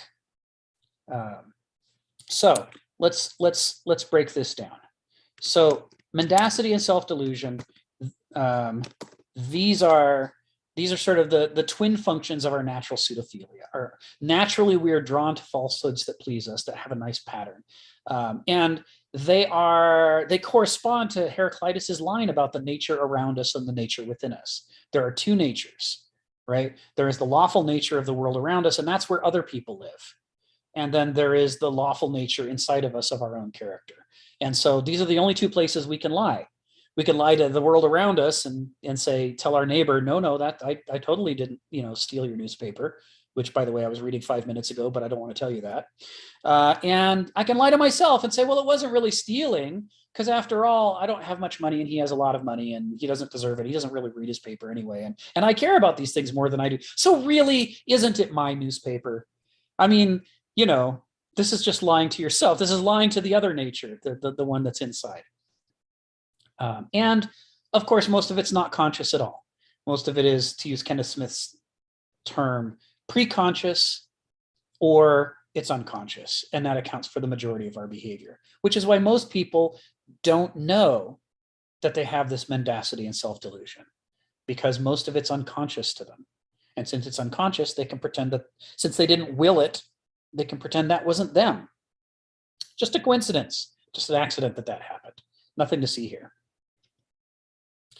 So I grew up, I grew up in an alcoholic family. It was a classic alcoholic family. If you read the theory of alcoholic families, one of the things that they talk about is the way that it creates distortions in the family dynamics. Instead of a complete range of possible ways that people can behave, the alcoholism is such a distorting influence that it only allows for a very small number of possible relationships. And in the family, everybody ends up slipping into one of those caricatured relationships. This is something I started studying in the late teens and 20s. And of course, it was very interesting to me because I was reflecting back upon my previous life and seeing all the ways in which it was true for my father, it was true for my mother, it was true for myself, it was true for my younger brother. We were all slipping into not just approximations of the classical alcoholic family roles, we literally became those roles. So I became the pleaser, the mediator. I was the one who helped to rationalize away the problems, help people get along, kind of smooth paper over the cracks, as Stephen said before. This was my function in the family as the oldest son. And I developed to such a point that I really wanted everybody to be happy all the time. And I was always alert to how other people felt. I was always terribly, terribly alert because, the alcoholic might act out. You have to make sure that they're pleased, that they don't get angry, especially if you throw abuse in, which we also had. And so you become hyper conscious of other people's emotional states, and you become a pleaser who learns what they like and don't like and tries to insulate them from the things they don't like and tries to give them the things that they like. This is still in my personality to this day. I'm still wired this way. I try heuristically to struggle against it and work around it, but there is no doubt that I just can't be understood as a person unless you know about these alcoholic family dynamics, because this pleaser side of me is so strong. So as a result, I really didn't have that hard a time with this Greek/Kenneth Smith/existentialist idea that people distort their thinking and their behavior in order to please themselves and others, because I'd already gone through the process of understanding to what extent I'd become a pleaser. I mean, I could see the warpages in my personality. For other people who weren't living such caricatures, it might be harder to accept how much they bend over backwards in order to do this sort of pleasing, but it's natural to the structure of our culture. My next younger brother, he took a different role. He was the dramatizer. In an alcoholic family, some kid ends up being the one who acts out the family's problems, exposes them, and brings up the things nobody's supposed to talk about. And this creates conflict. And this is horrifying to the pleaser who's trying to paper over all the conflict, and of course also to the alcoholic and other enablers. But it's necessary if the family is ever going to grow out of its problems. Somebody's got to say the things nobody wants to say. The taboo things have to be brought up. And this became Rob. And of course, the problem is that the pleaser learns because to be a pleaser, you have to be very verbal. And that's, society rewards you for being verbal. But if you're the one who acts out, society doesn't like people who bite the hand that feeds them or rock the boat, and the one who acts out is going to end up in trouble. First within the family, then within school, and eventually with the law. That's just what happens. Society punishes you for not being the nice one. So we could see these kinds of pressures and how they play out in us.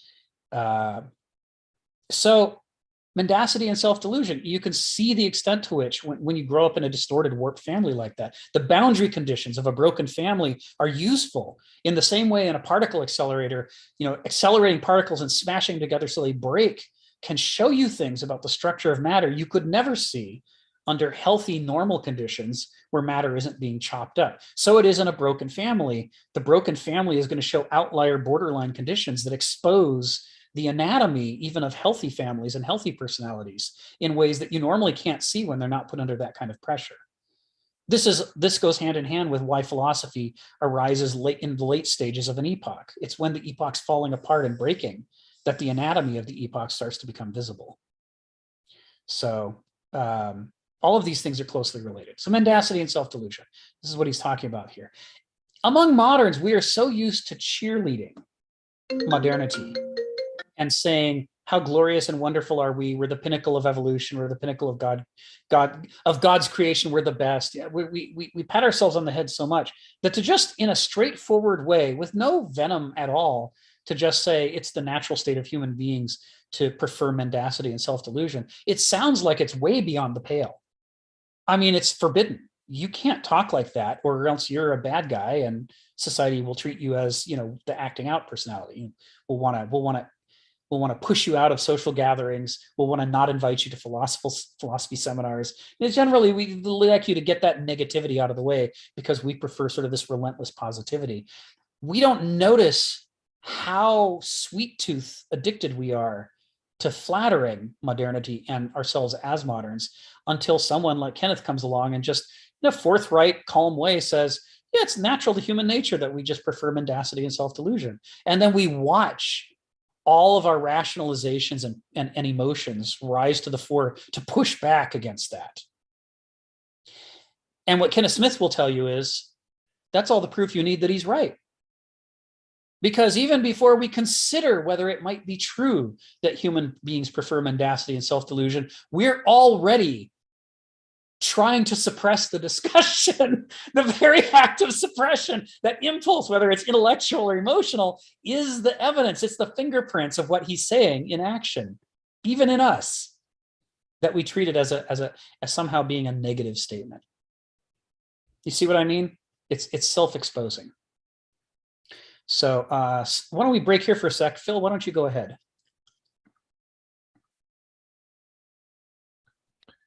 Yeah, this brings up to me a very troubling political problem. We're all troubled to a certain degree in various ways by modern technology, in the sense that one of the things we're afraid of is the Terminator, right?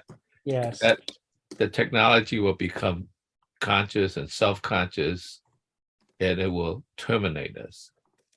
Okay, in the struggle for its own survival. Yes. And the way you talk leads me to something that's even more problematic. I'm thinking of the bad form of the tyrant, the dictatorship, and the bad Yes. form of oligarchy. Right now, we are sophisticated enough, let's say in China, to psychologically control your thinking and your thought and your mind. So you actually believe it. But it's not yet totally successful. You know, they'll give you rewards, social credit system, all sorts of things, right? That delete things from the internet, all that kind of thing. It just seems to me this is psychological pressure that is not totally efficient. Mhm.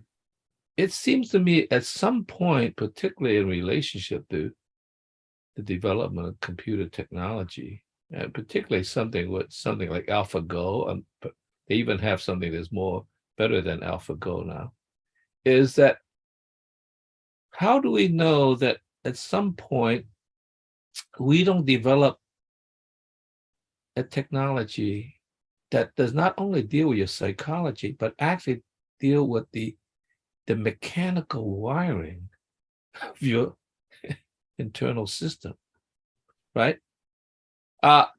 Then they could just control you.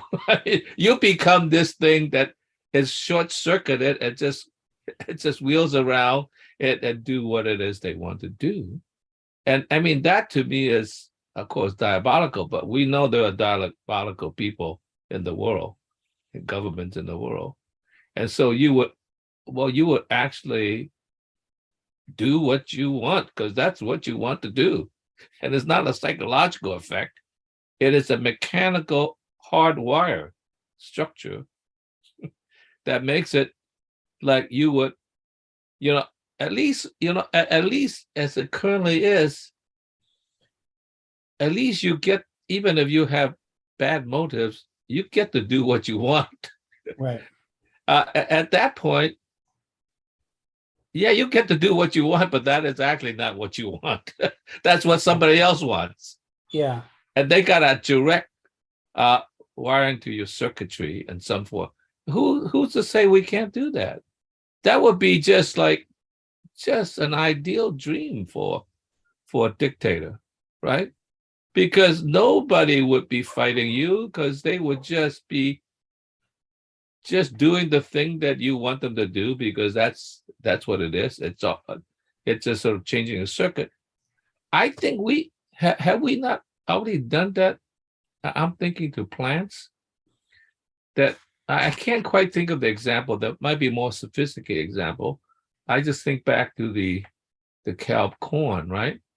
It, the corn developed above the bottom of the seed, and but it's a inert seed, so you have to go and buy it from them the next time because it can't generate anymore. How is it that we can't just control the biology mechanically, structurally, Yeah. but in some sense that you remain stunted and short circuit and stop at a moment of development? You'll never develop into, a philosopher, an Aristotle. I mean, it's like, that's a really troubling thought that's way beyond Terminator. Yeah.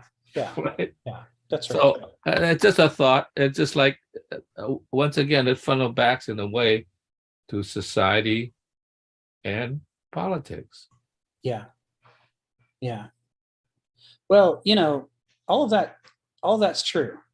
The thing though is the good news is remember that to lead is to lead an imaginary abstract people in your head rather than the actual concrete people who exist.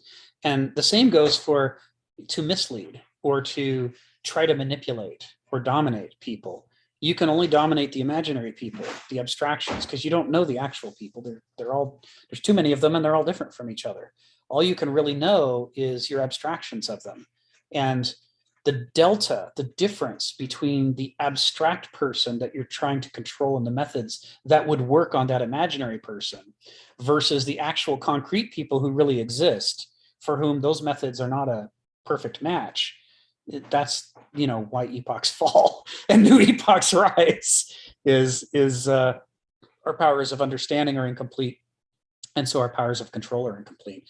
And that incompleteness, according to Heraclitus, is not a matter of some subtle quantity, some little degree. It's a multiple orders of magnitude off in their understanding. This is why he makes that point.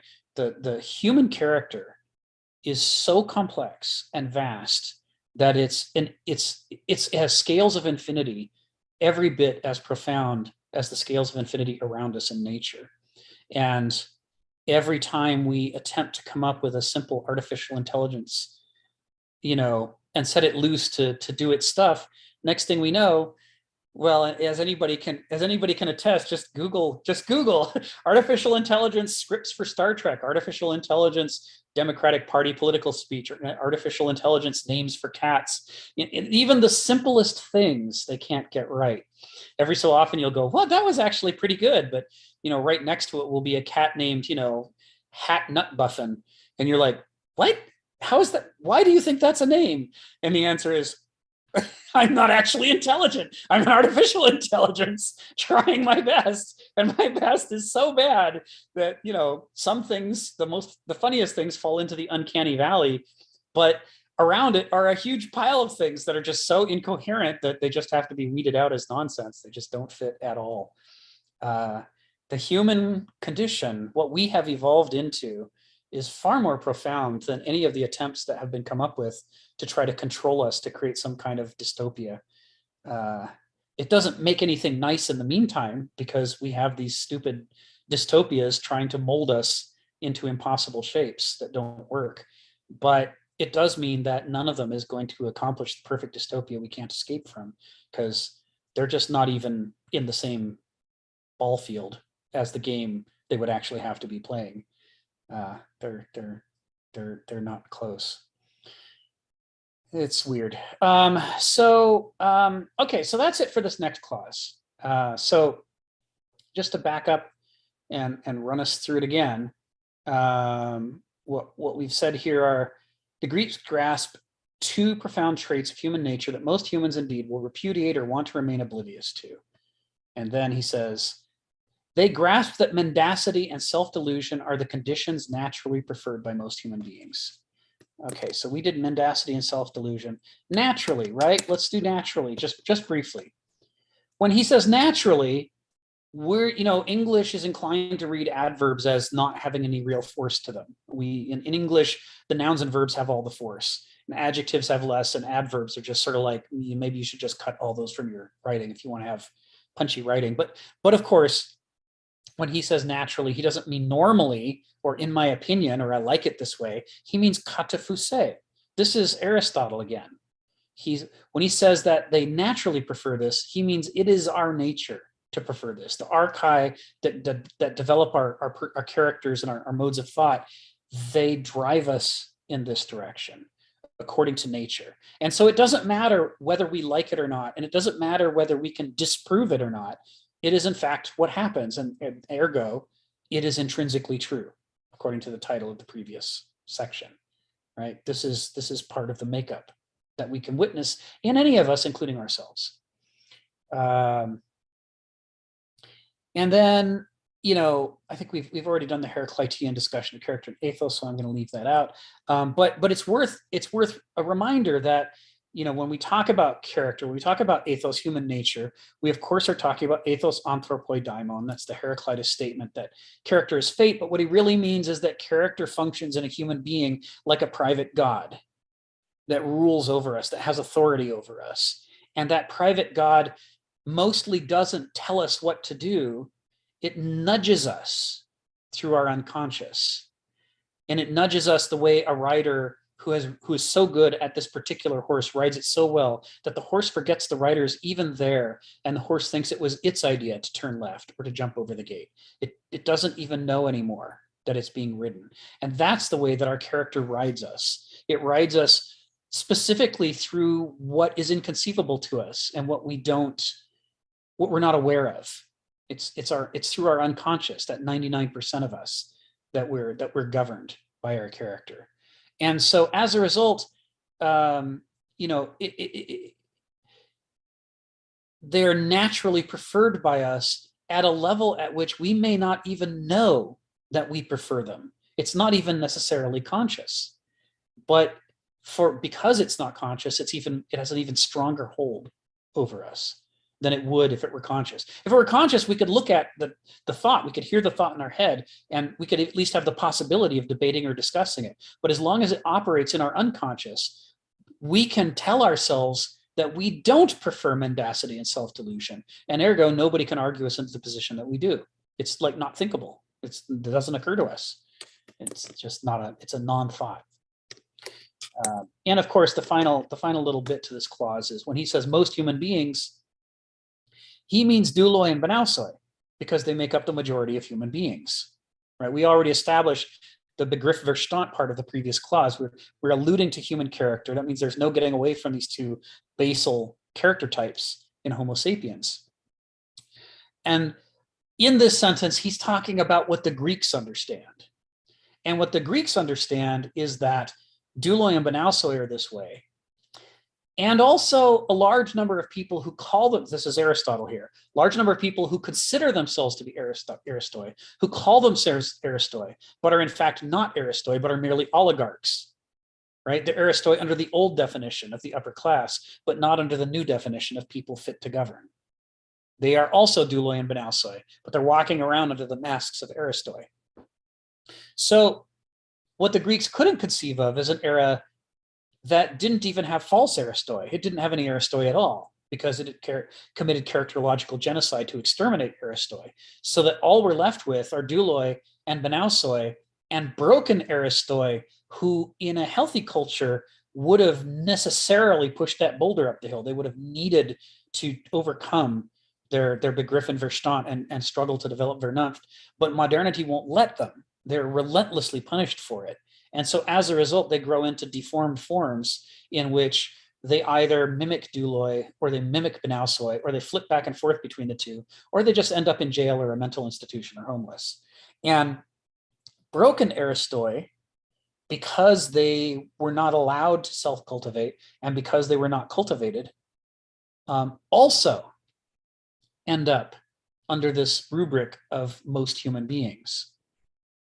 That is to say, under modernity, what the Greeks didn't grasp, but that Kenneth Smith grasps, and Kierkegaard and Arendt and Nietzsche and others, is that mendacity and self-delusion are the conditions naturally preferred not only by douloi and banausoi, but by what passes for aristoi in the modern order, because all aristoi are broken and defective under modernity.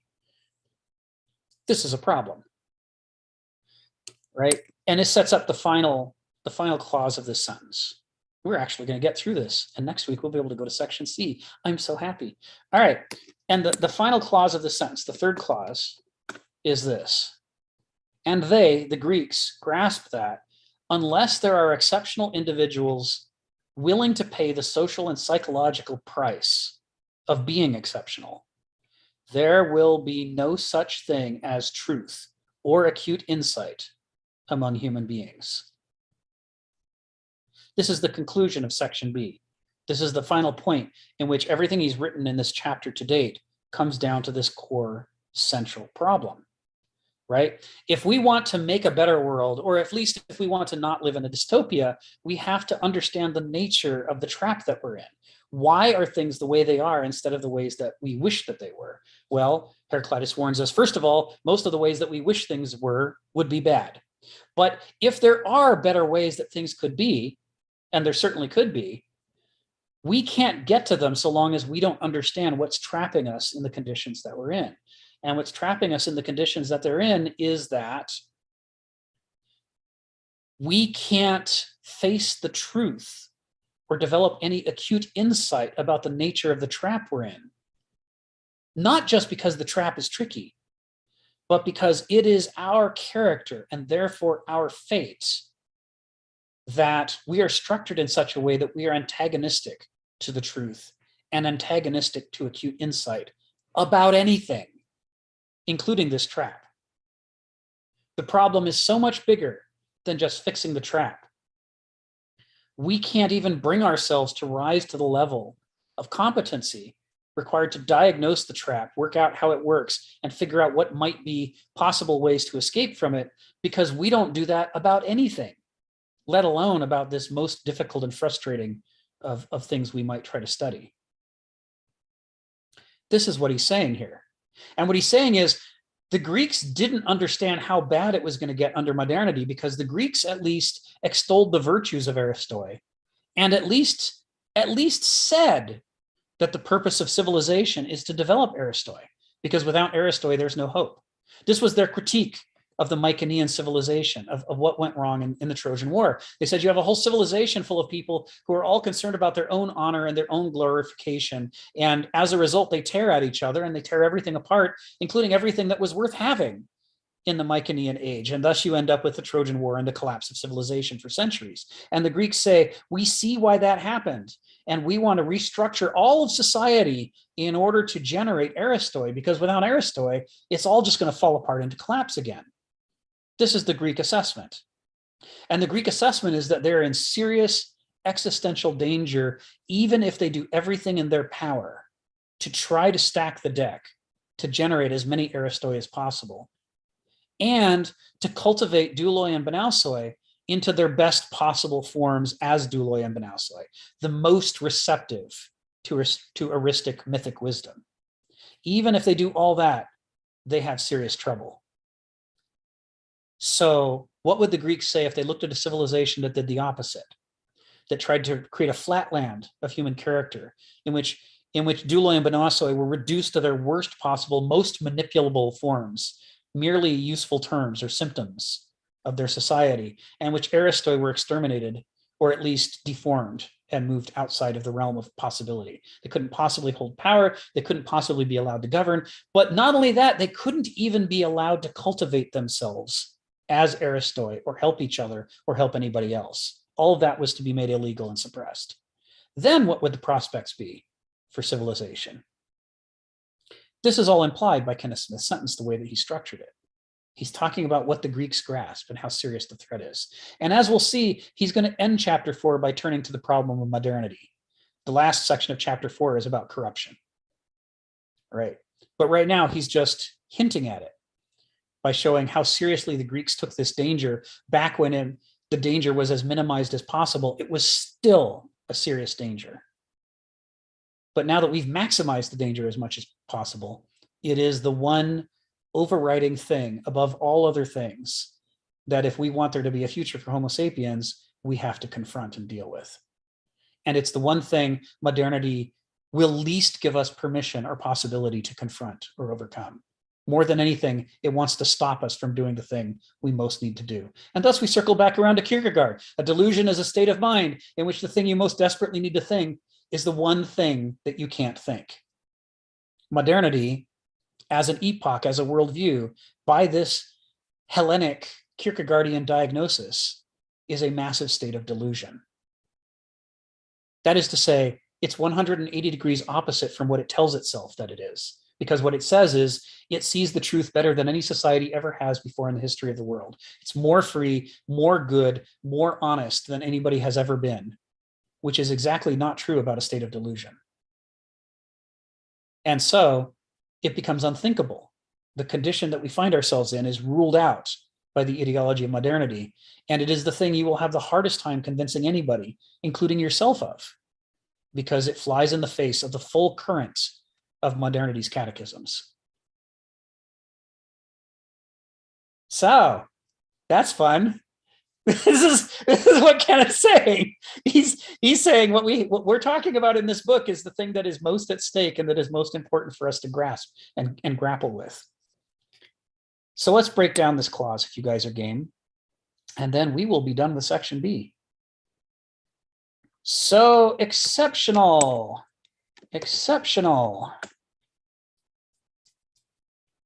To be exceptional is to be abnormal, right? In a Greek sense, everybody doesn't get a participation trophy in ancient Greece, right? That's not how that works. They believe in the contest.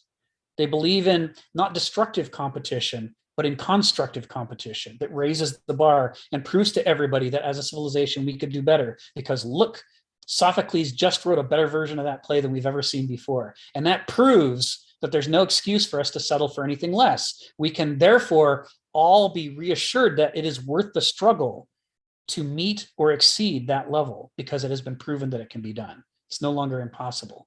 To be exceptional is to fight against that tendency of entropy in us, of complacency, of passivity, right? And it's tied to the concept of normal in the ancient sense. In the ancient sense, to be normal was to set a norm, an expectation, a bar for behavior. And every time that there was a competition and somebody pushed the limits, normal was raised. The new norm is higher, and we should all therefore struggle harder to do better. But in the modern sense, normal is not something you strive for. It is a statistical average. Whatever you happen to be, we can draw a line down the middle and say that's normal. And therefore, since people don't have to strive for anything higher than that, if you can just do good enough to meet normal, you can pass. Pass for what? Well, that's a very interesting question. But you can pass. And ergo, instead of aiming up, half the people sort of aim up a little and half the people aim down. There's a flattening effect as a result of the concept of normality in the modern sense. And the more that the range of possibility flattens, the more impossible the ancient concept of normal as something that you struggle to raise yourself up to, the more that vanishes and normal becomes a form of complacency. So exceptional really becomes a harder and harder term for us to grasp because it's based on the concept of normal, which we have seriously warped. So when he talks about exceptional individuals, this is what he's talking about. He's talking about fighting against that kind of entropy. Then we have the term individuals, right? And core to this whole diagnosis is this idea that if you do not cultivate your character, if your culture doesn't help you cultivate your character, and if you don't do it yourself, then you aren't an individual. You're just a type. You're a specimen of whichever type you are, doulos, banausos, whatever. You're a default. You are interchangeable. To be an individual, you have to struggle against the gravitational pull of however you happen to have been born and try to make some room for freedom within yourself. You have to challenge your own character and cultivate it and change it so that you can develop tiny little islands of freedom inside the full scope of your character. And only when you do that do you start to have any individuality at all. You start to be somebody other than just a symptom. This is core to the Greek conception. As we've established in sections A and B, this is what they see as the nature of a human being. And so when he talks about exceptional individuals, this cannot be separated from the Sisyphean concept of struggling against your own character, right? This is tied up with the concept of character as fate. It's all there. It's all part of this. He's definitely not going, Kenneth is definitely not going to use words like exceptional and individual in the way a modern would, because his whole life is about being contra-modern. He's only going to use them in these senses that are normative in that they demand something of us. They are value propositions. He's not writing in that calm academic, I'm just giving you the facts way. He's writing in a demanding way. He's demanding that we change and develop ourselves. And every term like this that he uses carries this value charge to it. And if you don't see the value charge, then you haven't fully understood it yet. You have to look more deeply to find the value charge to understand what Kenneth's trying to say. All right, willing to pay. Willing to pay. You know, in a modern sense, willing to pay means this is an acceptable transaction. Yes, I will give you that 50 cents for that candy bar. I am content. But that's not at all what Kenneth means here. Once again, every phrase and term of the idiom, modernity has an interpretation of those words and ideas that coils back in on itself to point away from the larger world that modernity excludes and to make it seem like the full scope of the cosmos only includes the worldview that modernity is proposing. A financial transaction between, you know, made up of enlightened self-interest between reasonable persons is the model of what a Homo sapiens is under modernity. But the Greeks never would have seen the world that way. That's the antithesis of how they saw the world. So by willing to pay, they mean They don't mean this is going to be easy, we'll just exchange these things. They mean somebody who's willing to sacrifice. This pay carries the charge of sacrifice. And willing, as we saw last week when we talked about Sisyphus and his boulder, isn't just content with or passively accepting. This is agon. This is struggle. It's a struggle to sacrifice. That's what he means by willing to pay. You can see how it's all there once you get the full context of what Kenneth is saying. But you can also see how, if you don't know the full context, you would never read this sentence the way that he means it. Right? It's just not the way that comes to us naturally. And the rest of my notes on this is what we were just talking about. The way that modernity salts the soil to ensure that nobody would be willing to pay. We're all looking for the best deal. We all want the easiest path. Like Kierkegaard critiqued in us, we're all looking to make things easier, even if easy is worse, even if what it does is pacify us and cause us to atrophy our powers of self-overcoming and our powers of challenging things for which there are punishments for not going along with them. This is all designed to make a great deal of momentum and ballast, but hardly any actual spirit, willingness to strive. All of this is tied up in willing to pay. Most people aren't willing to pay because what they have been taught from birth is that you should just go along with the way that things are. Don't fight it.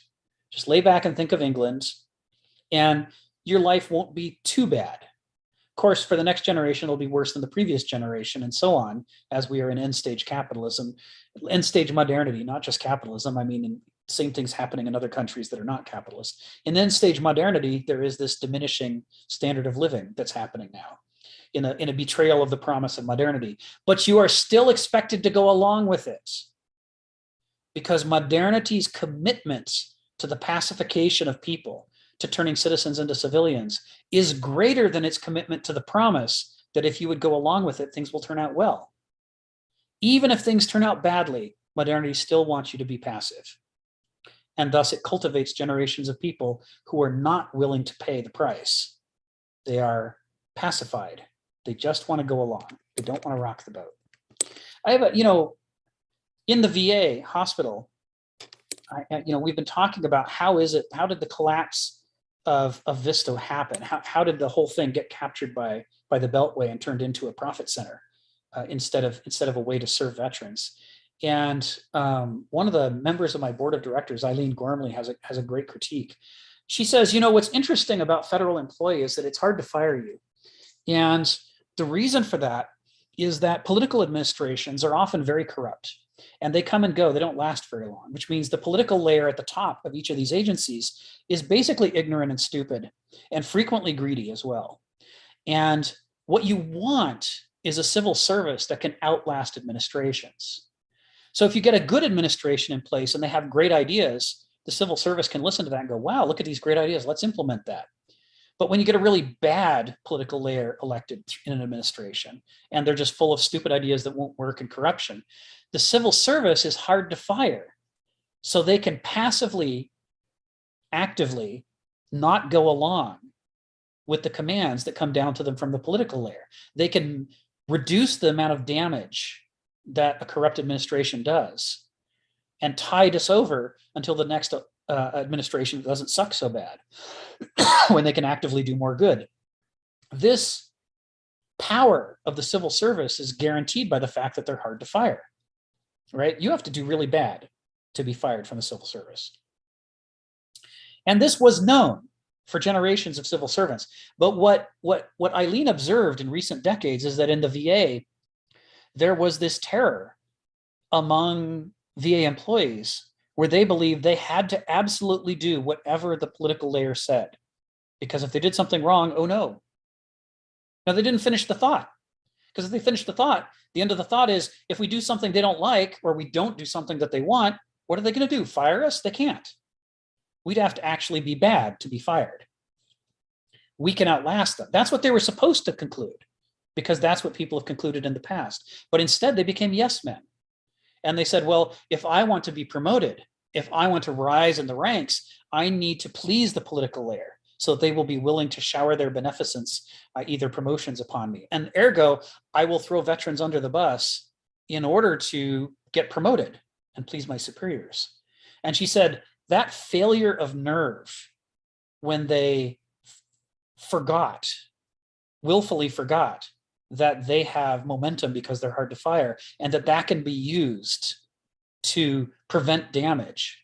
When they just let all that go and became yes men, that's when the worst things started to happen inside the administration. And she said, when we look around and we look at these other captured agencies, what we see is that's what happens to the culture inside each one of them. People become pacified, they become yes men, and they become desperate to go along with whatever power wants, instead of being willing to pay the price of resistance. Even if it's a small price, which is, okay, so I don't get a promotion for 4 years. So what? I at least protected the people I was supposed to protect. But the cultures change in these captured agencies until people think that that's just a terrible price and they're not willing to pay it. And as a result, the damage from the political layers in the United States is now maximized in these agencies in a way it didn't used to be. It's fascinating. But it goes right to this heart of who's willing to pay, and how do you have to cultivate human beings to make them willing to stand up against things that are wrong, right? Unless you do that, people can give in to their fears. They can give in to pressure. It's just so easy to make people become unwilling to pay the price. I think Ginny and then Phil. So go ahead, Ginny. Come off mute. What you were just saying, do you think that's what happened during Trump administration? It's been more than that administration. It's been going on for decades. The place where we first started to see it was during the Clinton administration. And I wouldn't have guessed that. If you just read the newspapers and listen to the various parties' propaganda about who's good and who's bad and how they work, I never would have guessed it. But what I saw was after the first Bush presidency raised the Veterans Administration to cabinet level, the Clinton administration came in and did this efficiency in government initiative. And the purpose of the efficiency in government initiative was ostensibly to make government efficient. But what it actually was to privatize as many government functions as possible, because that was seen as efficient. And so agencies went from being primarily about serving their constituents, like say veterans in the case of the VA, and instead they became about, can we push as much taxpayer dollars as possible into the Beltway under the ideology that the Beltway is more efficient than government inherently? And what it led to was massive amounts of waste under the auspices of efficiency in government.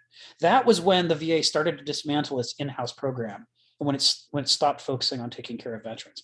Every administration since then, all of them, including Obama, including Bush II, including Trump, they've all continued what the Clintons started, which is dismantling the government and privatizing it. I wish my son would have listened to what you just said, because he wants to be a legislator, and he got his master's degree in public policy. So it's I'm just so impressed by what you know about MEA and every subject. But I wish most federal agencies I don't have any firsthand acquaintance with. I have secondhand acquaintance about Indian Health Service and DOD, but that's it. The only one I have firsthand acquaintance with is the VA, and that's only because I've been working with the VA now for 38 years. You stick with anything long enough, you'll eventually learn something about it. So, Joseph Bullock, who comes to your meeting, he's not here today. Right. Do you know he also works for VA? Did you know that? I didn't know that. I should talk to him. Yeah, well, next time he comes in, I have to mention you guys should say hello to each other. Yeah.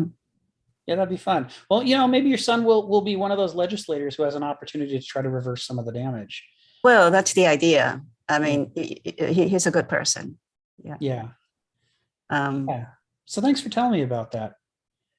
But yeah, the upshot is that, if you listen to political slogans and what the parties say about themselves and each other, you would never suspect that all of the administrations from Clinton and on have consistently done this dismantling of the VA and keeping it from serving veterans. That's in nobody's platform. Nobody says, hey, we're here to screw over the veterans.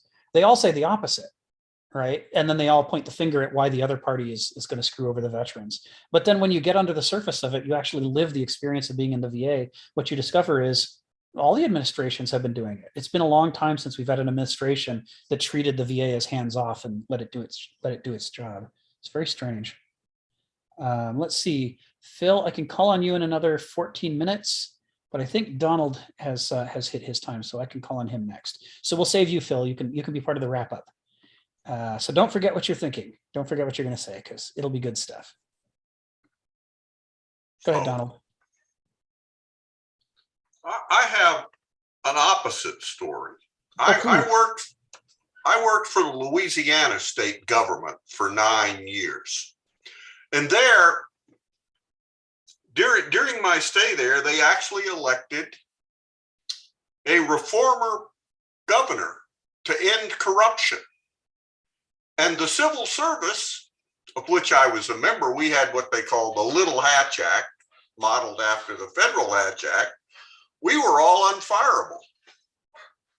And the general consensus, not mine, was that this reformer who wants to have an honest state government will be gone in 4 years, and we'll still be here, and we'll go back to the old corrupt ways, because the old corrupt ways were very advantageous to the civil service, because each governor before each election gave a large raise, and there were many promotions, and the civil service was made happy because it was the single largest voting bloc in the state.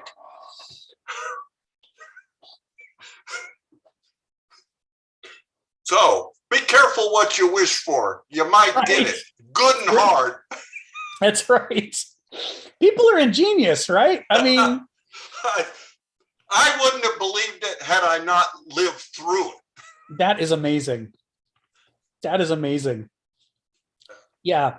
Yeah, these human nature manifests in so many different ways. It's just, it's part of why some like existentialist philosophers are so allergic to systems.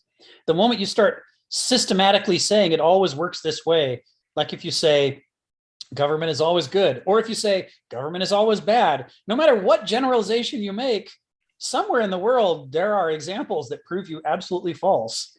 Well, I would follow up with, this last sentence, about we need we need Fusus to deliver up these exceptional individuals willing to take on the social and psychological price. Now, I wouldn't say that we can even get something like what Kenneth has written. Means that modernity is not totally sunk, because we talk about Nietzsche, Kierkegaard, Kafka. We've mentioned Gilbert Murray, M.I. Finley, Philip Rieff, Marx, Bergson, Hannah Arendt, several that in not philosophical, but in science fiction writing, Stanislaw Lem, R.A. Lafferty, Philip K. Dick, Kurt Vonnegut. Kenneth uses all of these also as sources. There are modern sources. Yes. He's not the only one that has seen what's behind the curtain of modernity. Right. Now I wouldn't say that all of these people have seen everything that goes wrong, or have an antidote. Like I know Kenneth cites Philip Rieff, and a lot, and as a psychologist, social educator, as his books progress, he starts off trying, to say a lot of things that we should have normative judgments about, we end up having therapeutic judgments about. They become a medical condition that needs to be treated. Yes. we don't need to tell people to straighten up. We need to treat them. Marx, I think, was like much better on his analysis of capitalism than on his correctives to capitalism. But Arendt, and I want to make, when we discuss Arendt, I want to make it clear that I was simply in logistics. I got the trains to run on time. Where they went was determined by people above my pay grade. That's right. And as long as other nations were accepting our exports, I saved a lot of lives.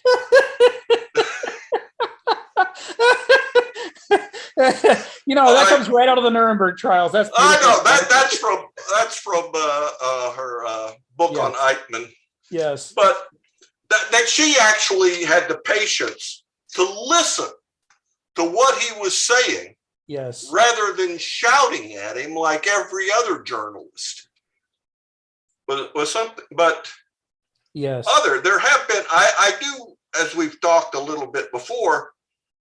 I'm not sure our educational system is capable now of producing some of the 19th century scholars just in history and linguistics and whatever to provide the raw material for philosophers to proceed.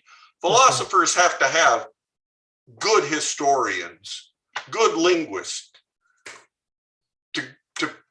to let them think properly. I mean, without Nietzsche starting a revolution in reinterpreting Greek text, right, you wouldn't have found a Greek revival. That's right. It took people going back and reading the text. Well, I'm off the soapbox now, so. But it's such a good soapbox. It's such a good soapbox. There's an episode of a 3-season TV show called The Newsroom, and the episode's called The Greater Fool. And it was my first exposure to the greater fool theory, which is that one of the things that makes capitalism and markets generally go is there have to be people who are not looking out for their own self-interest, but who do the breakthroughs that generate massive amounts of wealth for other people, just not for themselves. And according to classical market theory, they're acting in an irrational way. But if people like that didn't exist, all those other people couldn't profit from it. That markets in the classical model are self-suffocating because everybody is trying to give as little as they can and take as much as they can. There has to be some fool who, for whatever foolish reason, goes out there and gives more than they take, and that enriches the commons, which then everybody else can build off of. And it's a fascinating exploration. But there's an analogy between that and this issue of exceptional individuals willing to pay the price that the Greeks have as their conception of how culture works. They think there have to be people who are willing to get the pain and the punishment and make the sacrifices in order to develop the cultural breakthroughs and changes to our mythos that make it possible for us to understand things. So, going to Donald's point, before I continue with the analysis, I just want to take the opportunity.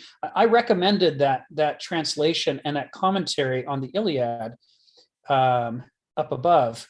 And one thing that I wanted to say by Carolyn Alexander, one thing I wanted to say about it and about all modern translations of the Iliad and commentaries on them is that not one of them seems to account for what Gilbert Murray wrote so clearly about in Rise of the Greek Epic. In Rise of the Greek Epic, one of the things that he says is the evidence shows that the model that the Iliad and Odyssey were written in the past and then stabilized and stayed that way is completely bankrupt. That it's easily provable that the Athenians, for example, and others were rewriting the Iliad and the Odyssey right through the time of Socrates, Plato, Aristotle, through the Peloponnesian War. They were writing through the time of Alexander. They were rewriting the Iliad and the Odyssey. And they were doing it not to make it more true to what it was, but to make it more pointedly address contemporary political issues than it previously did. Now, none of these modern commentators on the Iliad seem to talk about that. They just don't seem to recognize it. But the thing that I was struck by that, because these modern translators are very good.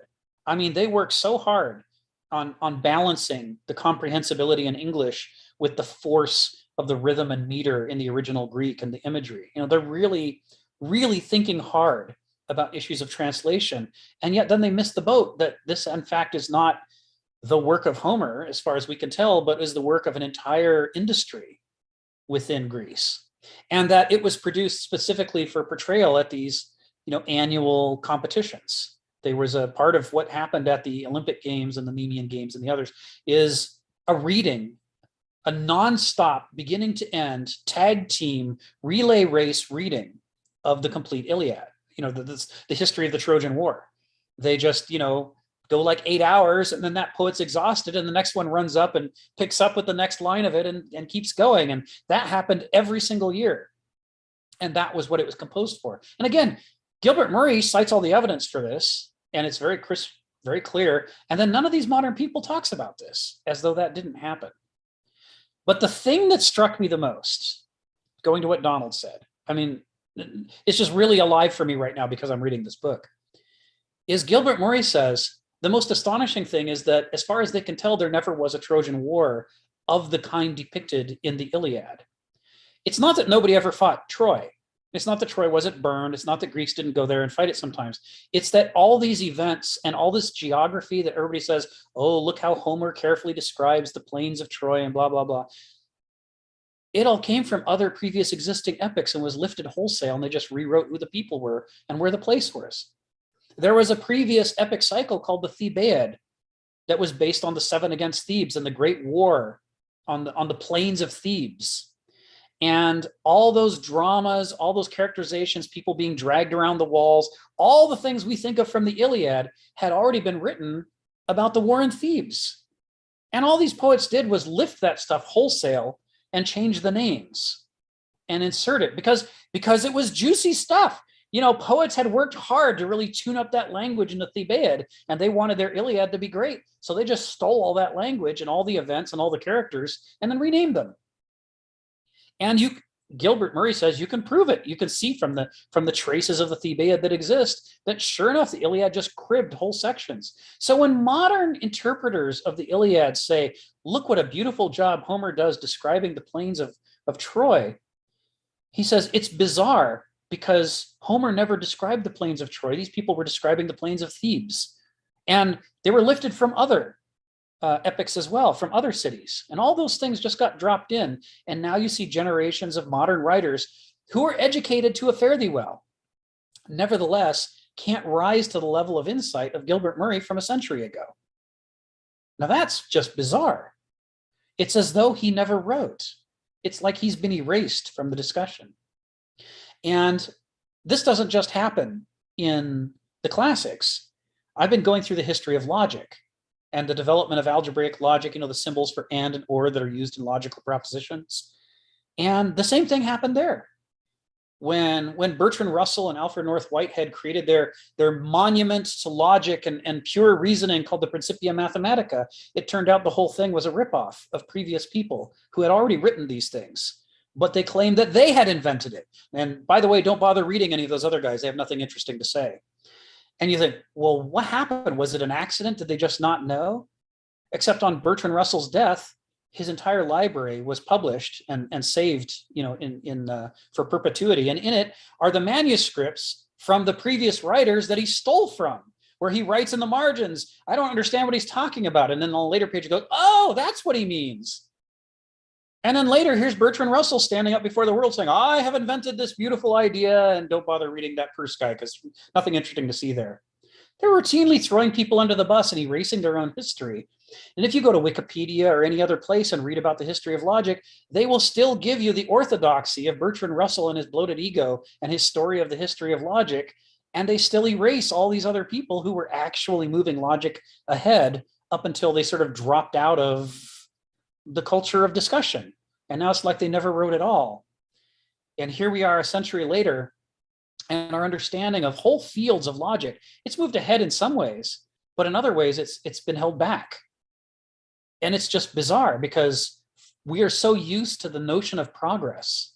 And we think, well, maybe most things don't progress, but surely at least science progresses and builds, you know, and we develop further. And if anything was going to progress, surely it would be mathematics and logic, which are places that could not possibly be driven by childish, you know, cliques and personality dynamics. Surely that's where we would see pure thought in its most beautiful form. And instead, what we find in the history is little middle school cliques throwing each other under the bus, and the whole history being held back. And after a while, you see this happening in medical informatics. You see this happening in the history of logic. You see this happening in description of the classics. You got to start to wonder, is there any part of the modern world that behaves according to the theories of progress?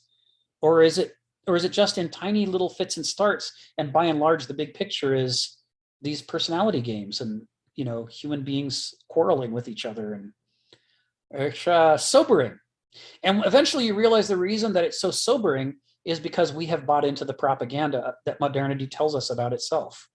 And it's hard for us to accept that the propaganda is not true. We are so committed to the ideology. Even we who are critiquing modernity are so committed to the ideology of modernity at levels of our consciousness we're not even aware of, that we're constantly being pulled up short when reality doesn't actually play out the way that modernity tells us that it will. That's the grip that it has on us all. So let me take us through the last little bits, and then I'll call on Phil and Ginny to wrap up for the end. So last little bits of commentary on this. Yes, so, you know, there are things that modernity understands very well, which is that it cannot, such as that it cannot allow Aristoi to develop. Should anyone develop who's willing to pay the price to be an exceptional individual, modernity makes sure that they are made an example of, that they're called extremists and a danger to national security and anything else that they can do in order to ensure that the treatment is so brutal that nobody would want to follow that example. You see this in journalism. If you watch movies and TV shows about journalists, especially if you watch police programs, they're always talking about what a difficulty it is for law enforcement, that journalists are so courageous and are just relentlessly telling the truth, even when it would hurt people. But then if you actually do an analysis of the study of US journalism, you find the opposite is true.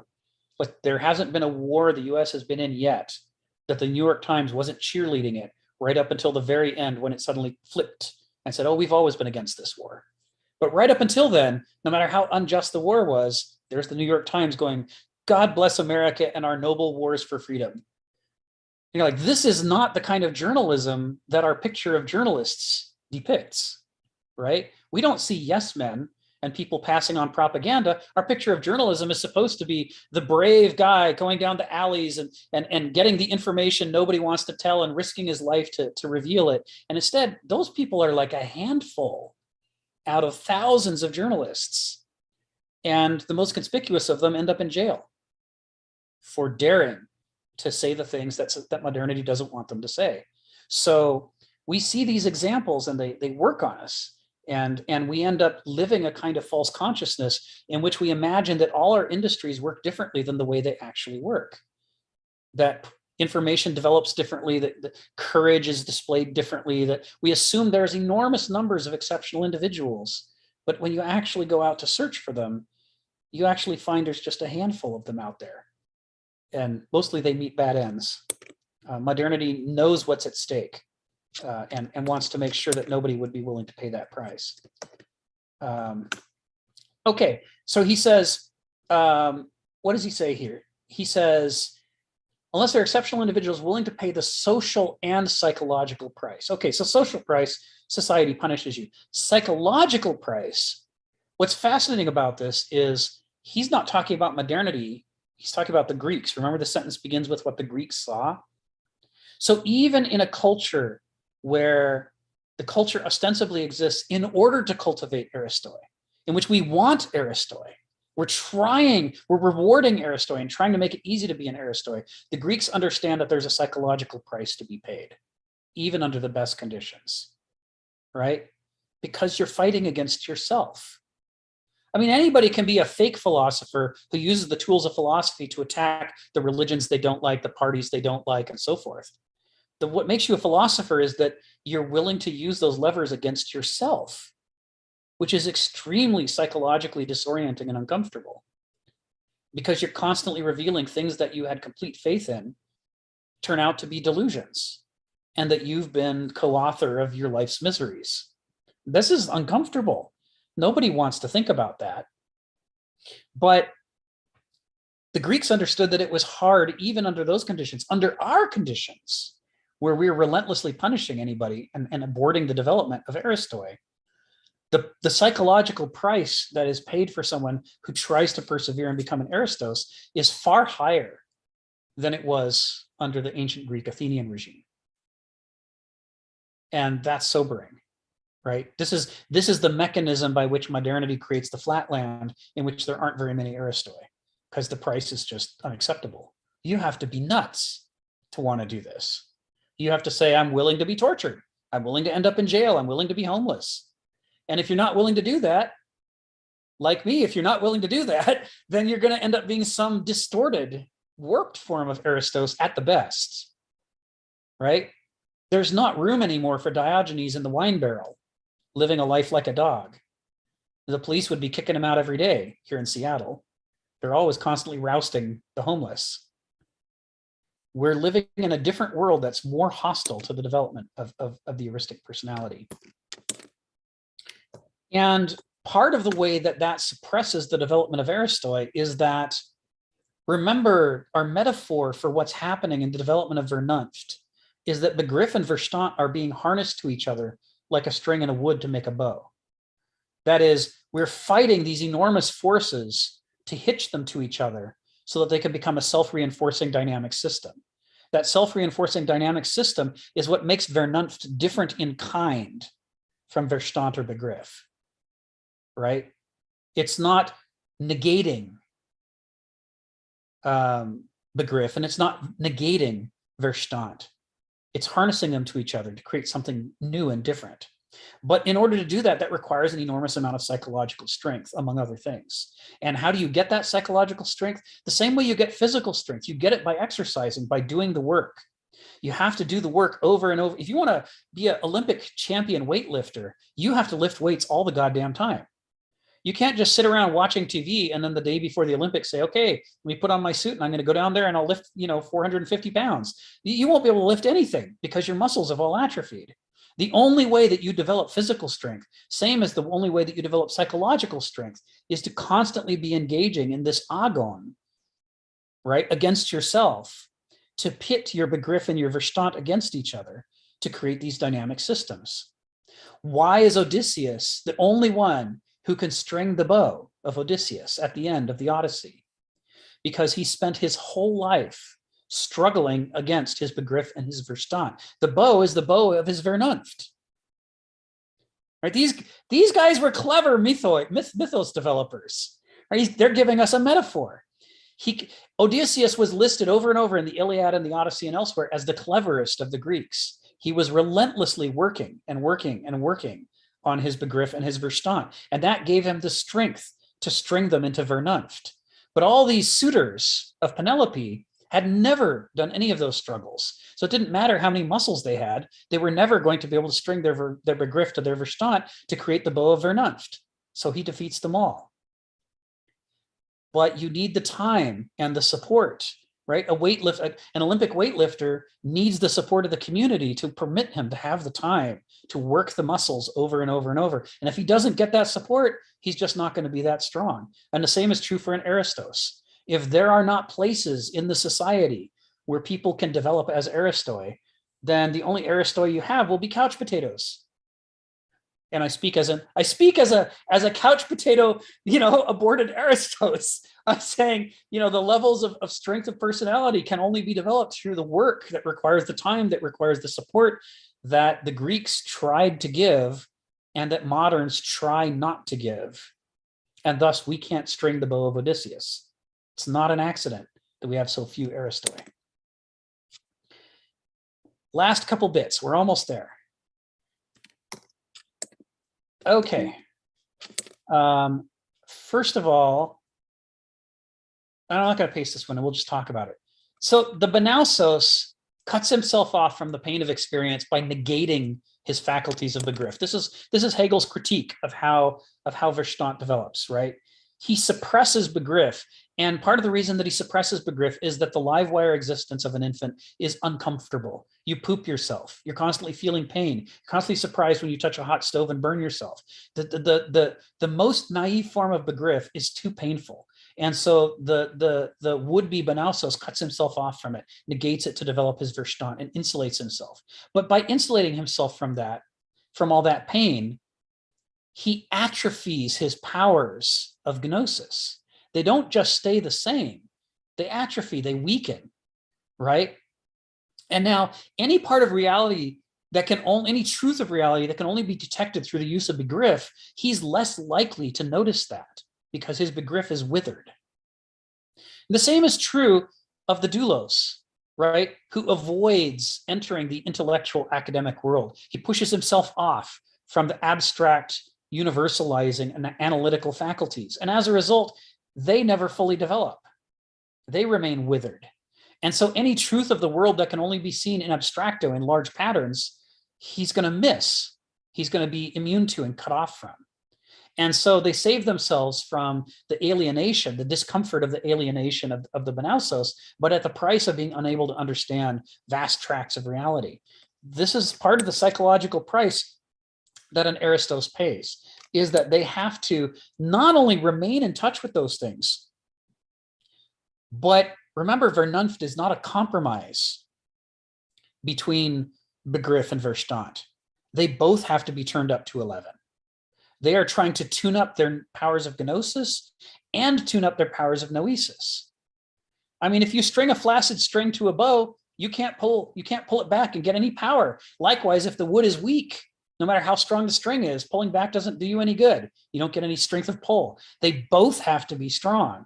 And doing that requires inflicting upon yourself both sets of pain, the alienation of Verstand and the live wire pain of begriff. That's the only way that you can develop as an Aristos. You're going to deal with shame and fear and humiliation and grief and rage and all of these things to a degree that a Banausos would never tolerate. They would insist on being distanced from that. It's just too hard. It hurts too much. So in modernity, we give people all these ways to distance themselves from their feelings. We give them all these psychoactive drugs. We give them all these entertainments and placebos. We give them fast food. There's all kinds of ways in which we can cut people off from the actual feeling experience of life that would be required to develop into an Aristos. It's one of the critiques here that I've always loved is Nietzsche's portrayal of the Übermensch in Also sprach Zarathustra is of a dancing, singing, joyful Übermensch. He's full of passions. When he's angry, he's angry. When he's sad, he's sad. He's a complete person. And this is the antithesis of the dry, serene, logical intellectual who doesn't feel anything and is merely a conduit for the truth. There is no way in which the ideal that we cultivate people towards in philosophy departments leads towards Aristeia. It leads away from it, deeper and deeper into Banauseia. And so it's not just a matter of being willing to pay the price, but it's also, are you even given the opportunity to pay the price? And in the ancient Greek world, they tried to. And in the modern world, we try not to.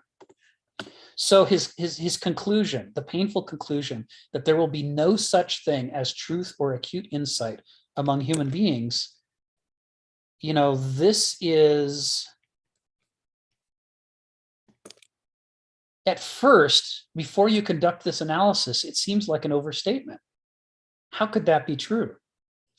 He must be exaggerating for effect. But when you fully anatomize and study the dynamics of all of the different systems that he's evoking in these sentences that come to bear to create this condition, instead of thinking, how could that be true? You end up realizing, how could it be otherwise? We have created conditions that are fated to exclude truth or acute insight, by preventing the development of mature human beings, by ensuring that we all remain in one of two infantilized forms. I'll save the rest of the conclusion for next time, but we're basically done with this sentence. It's just from here on out, its implications. So I'm going to go ahead and call on people. I think Phil and then Ginny and then Stephen, and then we'll wrap up. So Phil, go ahead, come off mute. Yeah, I was going to tell two stories to illustrate this, but I'll just tell the one that's the most important one. There's no question that we're entering into, well, not entering, we're deeply into a period of decay, decadence. But I don't think I'm quite as pessimistic as you are. There are people who are struggling for the for excellence. And I remember in 1980, I was living in New York, and I was suggested by a friend to go see this show called Overload. It was exhibited at the Alternative Museum, which is a pretentious title because it was not at all a museum, but nonetheless, it was called the Alternative Museum. The show was Overload. And I should go see it because it was a very bad show. So that's interesting to begin with. I went and saw it, and it was indeed a bad show. No question about it. I've seen bad shows before, so I wasn't shocked. It was okay. But what made it very, very interesting was that it put out a catalog of the show. Yeah. And the catalog was written by a critic who was actually a pretty good critic. And he starts off saying, imagine that there are 1,500 colleges and universities in this country, and almost every one of them have art departments. They're cranking out artists, BFAs, MFAs, MAs, whatever, okay? You imagine that this has been happening for 25 years. You have a lot of artists, and they all want to show. They're desperate to show, okay? And they're struggling. Of course, there's not enough space to show, right, to meet all the requirements. So they're struggling very hard to do anything to have a show. And he says, imagine also that critics are supposed to be objective, but they know that they have to sort of cozy up to the galleries and the museums because they won't be invited back. Right. Otherwise, okay? And so imagine all this pressure on the system, and what you get is a show like this. Interesting, right? Just called it out. So I should have collected one of those catalogs because it would have been worth having. And I thought to myself, well, that's interesting. If I was putting together a show, of course, I would try to put together a good show.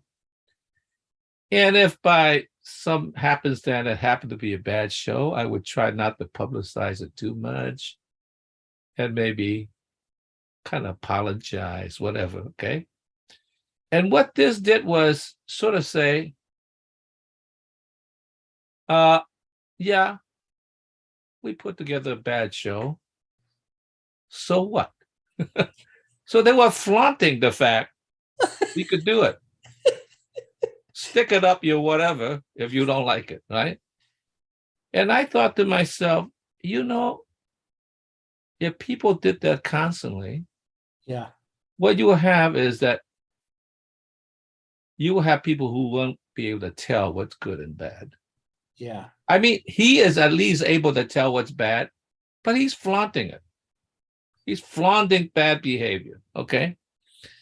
And then the next generation comes along, they're going to say, oh, this is good stuff, because they can't tell. They literally cannot tell. Yeah. And that's where the problem is. Yeah. When it seeps into the system to such a degree that ordinary people who are not as high of a quality, they just can't tell. Yes. I suppose they could say they don't like it, but they can't tell. It's just good or bad. And so therefore, it's going to proliferate bad stuff. Yes. So it makes it harder for good stuff to exist. That's right.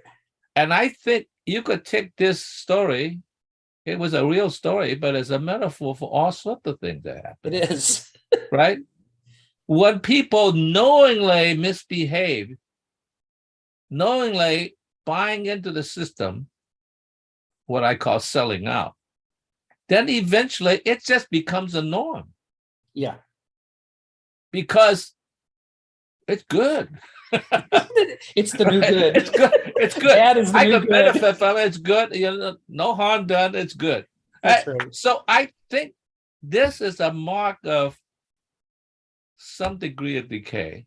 Yes. There are people who are still fighting against it, Yeah. but it becomes harder and harder to fight against it because they actually can't tell you're trying to do anything good. Yes.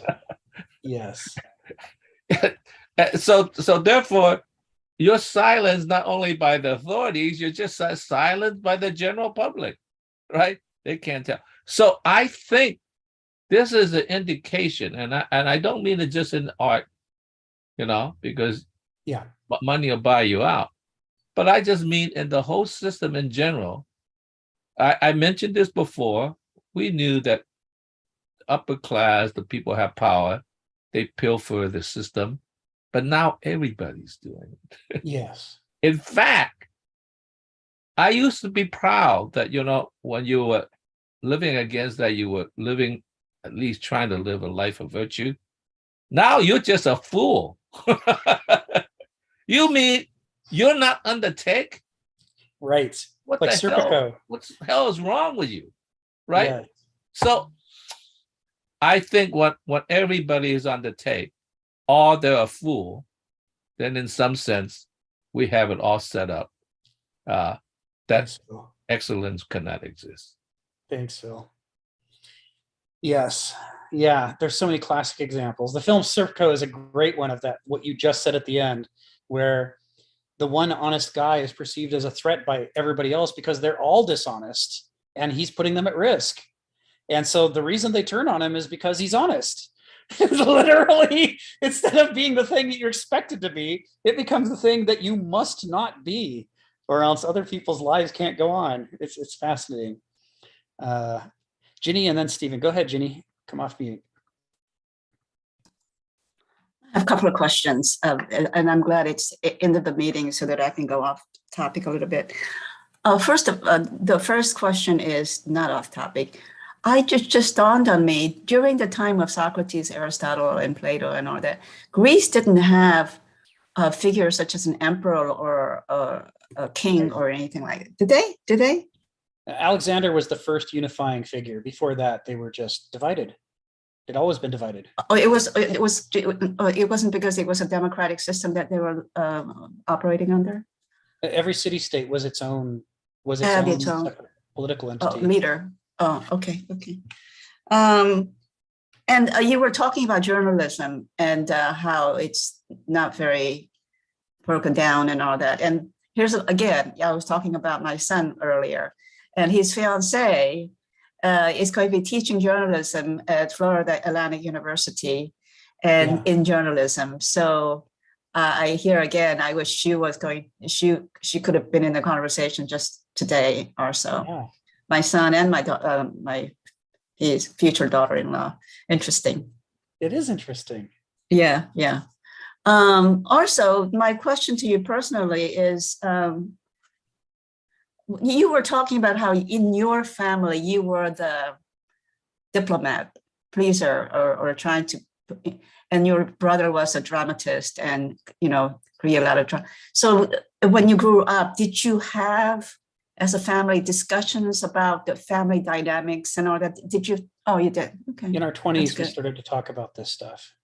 Okay. Yeah, because in my family, there were all these different factions and things going on, but we never seemed to have a discussion as a family about that kind of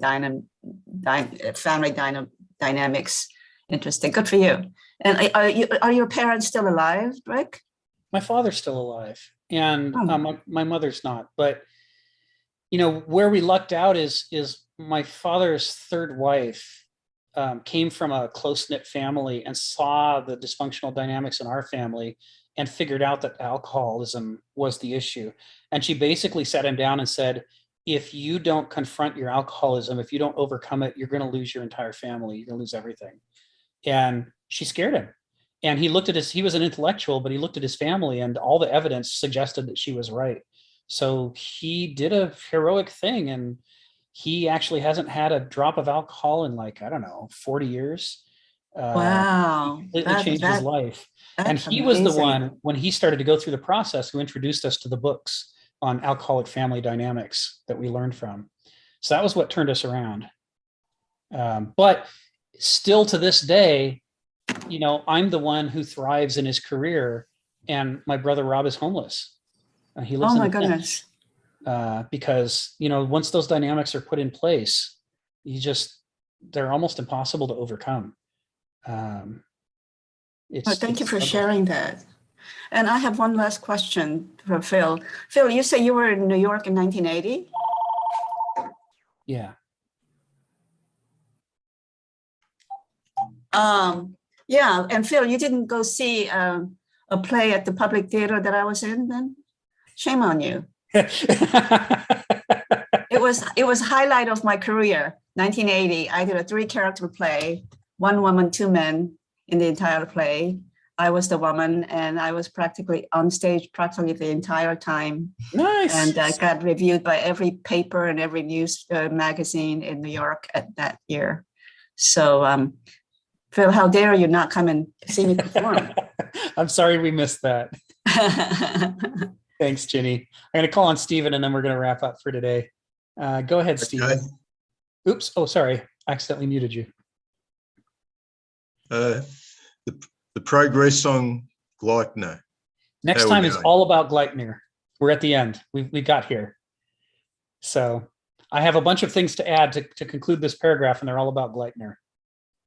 Okay. I have to get up again early in the morning next week too. Oh. Yeah. Oh, okay. I hope we make it. We will. It's the very first thing we're going to talk about next week.